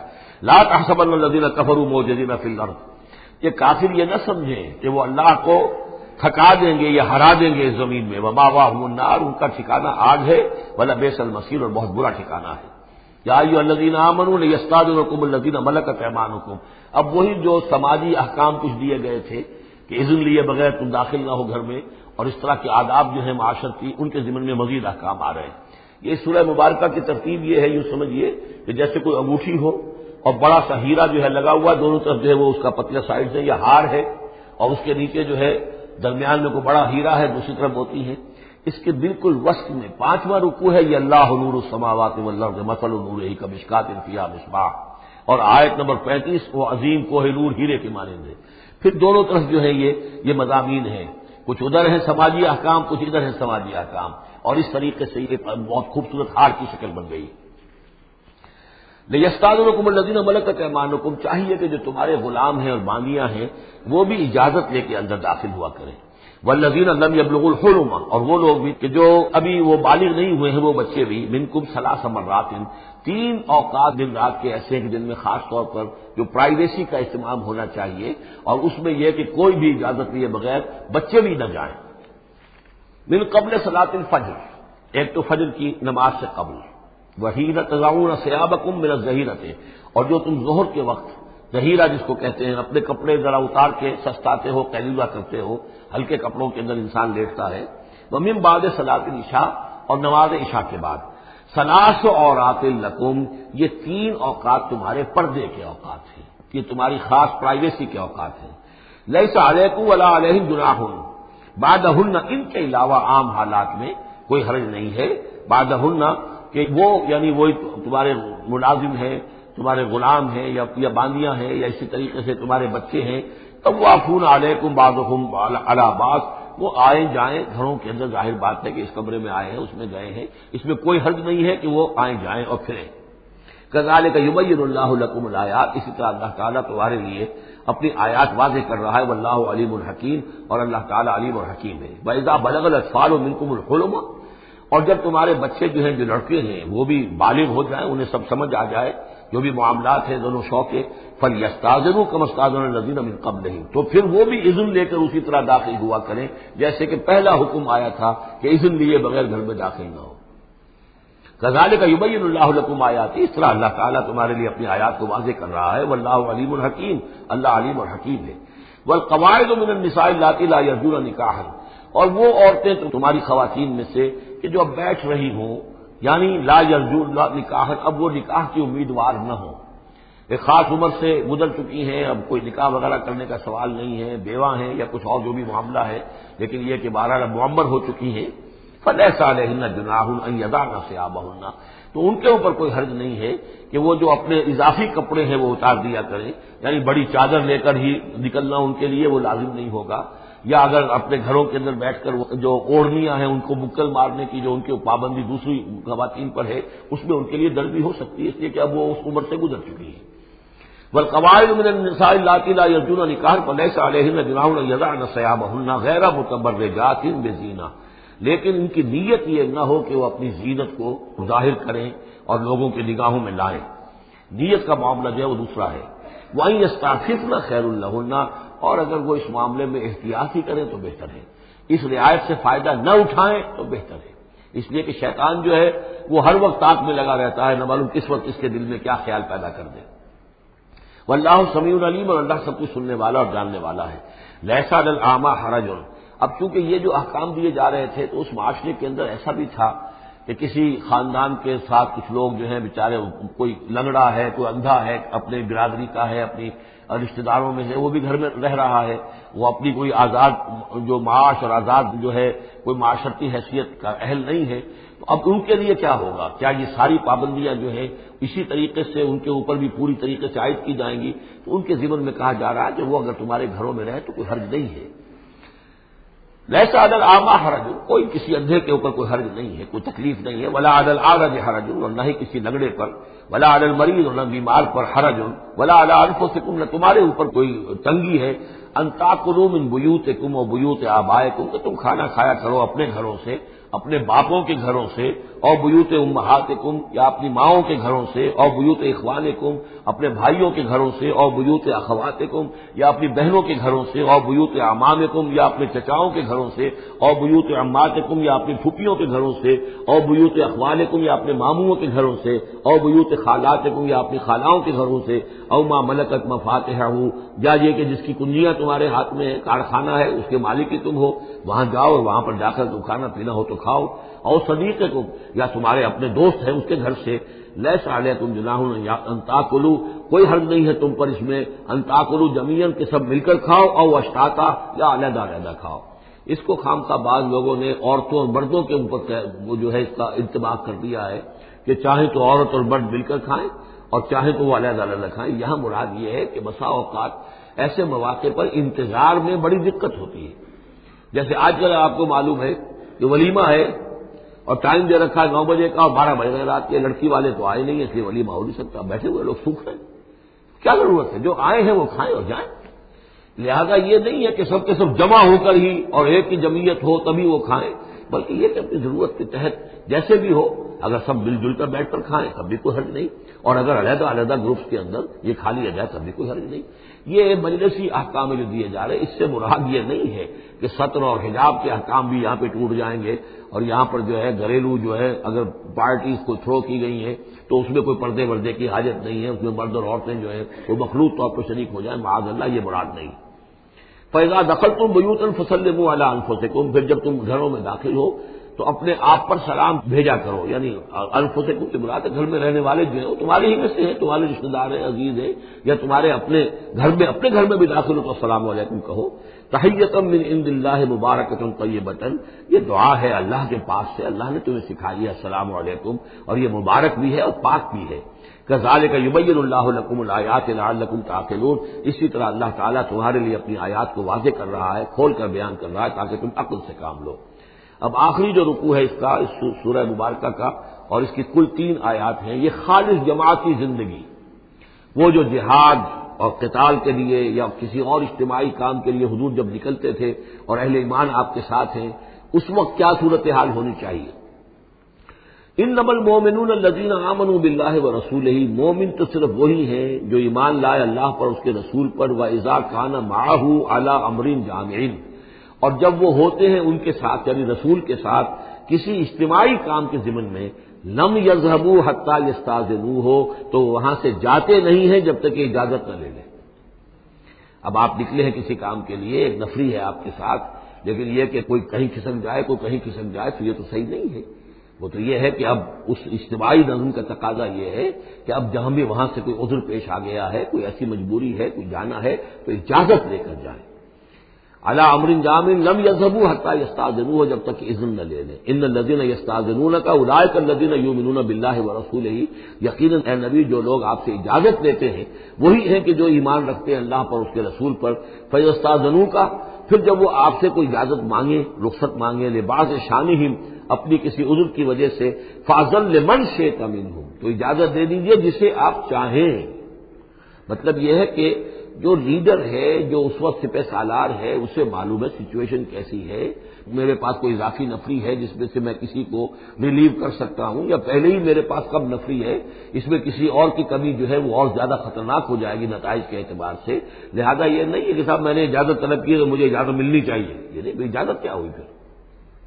یہ تو وہی ہے کہ تھانے داروں کی معافی مانگتی ہے، اچھا میں نے تو کچھ نہیں کیا لیکن اگر آپ سمجھتے ہیں کہ میں نے کچھ کیا تو میں معافی مانگتا ہوں۔ یہ تو در حقیقت الٹی دھونس ہے کہ آپ بڑے کمینے آدمی ہیں، میں نے تو کچھ کیا نہیں تھا پھر بھی آپ سمجھ رہے ہیں کہ میں نے کچھ کیا ہے، تو میں اتنا اونچا ہوں کہ پھر بھی میں معافی مانگتا ہوں۔ یہ در حقیقت وہ انداز نہیں، اجازت تو طلب کرنی ہے تو یہ ہے کہ اجازت لے کر اجازت ملے، اور یہ اختیار جو ہے پھر اے نبی آپ کو ہے کہ آپ چاہیں تو اجازت دیں۔ فاذن لمن شئت منہم واستغفر لہم اللہ، اور اس پر بھی ان کے لیے استغفار کیجیے اللہ سے، کیونکہ انہوں نے ظاہر بات ہے اپنے کسی ذاتی کام کو زیادہ اہمیت دی ہے اس اجتماعی کام سے۔ یہ اجتماعی کام نبی کا ذاتی نہیں ہے، یہ دین کا کام ہے، اللہ کے دین کا کام ہے۔ دین کو غالب کرنا فرض منصبی اللہ کی طرف سے ہے ان پر، لہذا اس کے لیے تم ان کے ساتھ نکلے ہو۔ لہذا یہاں پر جو ہے اب اگر تم نے اپنے ذاتی کام کو اس دین کے کام سے اہم تر سمجھا ہے تبھی تو یہاں سے رخصت لے کر جا رہے ہیں، یہ خود ایک ہلکی بات ہے، گویا کہ تم نے دین کے کام کو کمتر سمجھا ہے اپنے کام سے اور اس کو اہمیت زیادہ دی ہے۔ لہذا استغفار، اے نبی ان کے لیے استغفار کیجئے، واستغفر لہم اللہ، اور ان کے لیے استغفار کیجئے، ان اللہ غفور الرحیم، یقیناً اللہ تعالیٰ غفور الرحیم ہے۔ ایک بات البتہ نوٹ کر لیجئے کہ یہ مضمون جب سورہ توبہ میں آیا ہے تو اس سے اگلا قدم ہے، یہ چونکہ ہے سن 6، وہ ہے سن 9، 3 سال میں فرق کیا واقع ہوا؟ ابھی تو فرمایا گیا ہے کہ جو اجازت لے کر جاتا ہے نبی وہ وہی ہے کہ جو واقعی ایمان رکھتا ہے، لیکن وہاں فرمایا گیا جو ایمان رکھتے ہیں وہ اجازت لیتے ہی نہیں، وہ جو موقع تھا وہ تھا نفیر عام کا موقع، وہ موقع تھا نہایت ہی یوں سمجھیے ایمرجنسی کا موقع. اس موقع پر اجازت طلب کرنا ہی در حقیقت اس بات کی علامت تھی کہ یہ منافق ہے. لہذا وہاں روکا گیا. آپ نے کیوں اجازت دے دی؟ اف اللہ عنک لما اذنت لہم، کیوں آپ نے اجازت دے دی؟ آپ کی اجازت آپ نہ دیتے تب بھی انہوں نے جانا نہیں تھا، تو ان کا جو نفاق کا پردہ چاک تو ہو جاتا نا، ان کی حقیقت تو کھل جاتی. تو یہ وقت کے حوالے سے ہے، اور اس کو درجہ بندی بھی کہہ سکتے ہیں. ایک وہ لوگ ہیں جو اس دین کے کام کے لیے اس درجے ہمتن اپنے آپ کو پیش کر چکے ہیں کہ دنیا کے کسی بھی کام کو اس سے اہم تر نہیں سمجھتے.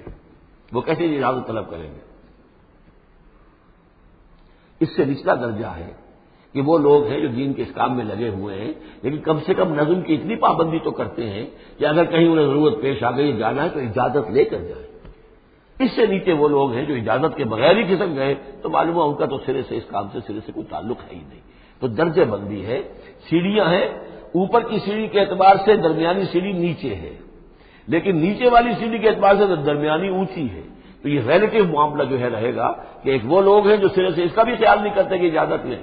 اجتماع ہے، کوئی اس کی معاملت بھی نہیں کی ہے، نہ بعد میں کی ہے، نہ پہلے کہا ہے کہ میں نہیں آ سکتا. معلوم ہوا کہ انہیں کوئی سرے سے احساس ہی نہیں ہے کہ ہم کسی نظم کے پابند ہیں اور ہماری کوئی ذمہ داری ہے.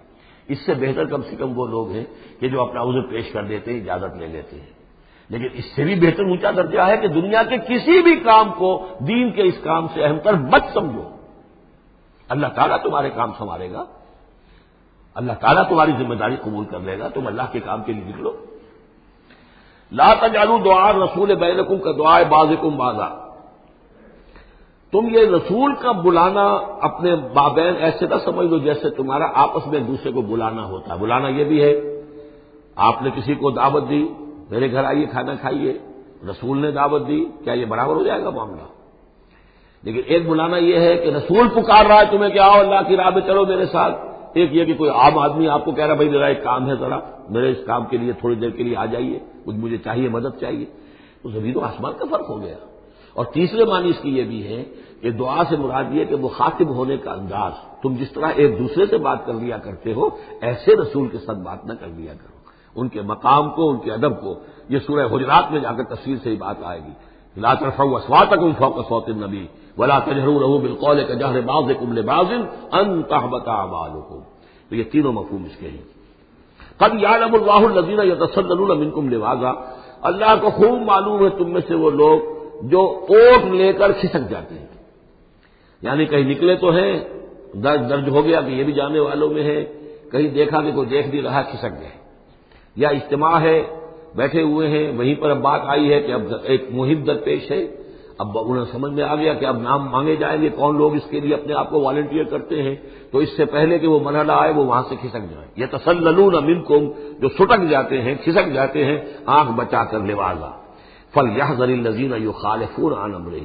تو انہیں ڈرنا چاہیے کہ جو رسول کے معاملے میں رسول کے بات کی مخالفت کرتے ہیں، ان تصیبہم فتنۃ، کہ ان پر کوئی عذاب اللہ کی طرف سے آ جائے، کوئی پکڑ آ جائے، کوئی بہت بڑی آزمائش آ جائے، اور یصیبہم عذاب علیم، یا ان کے اوپر کوئی بہت بڑا دردناک عذاب آ جائے.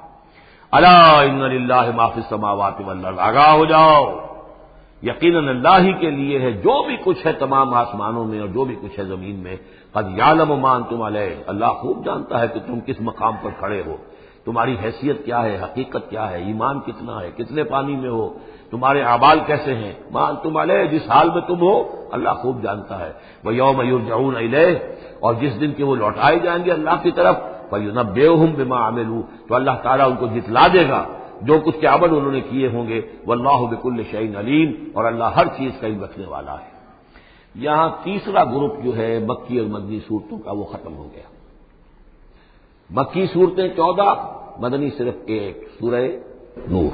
بارک اللہ لی ولکم فی القرآن العظیم ونفعنی وإیاکم بالآیات والذکر الحکیم.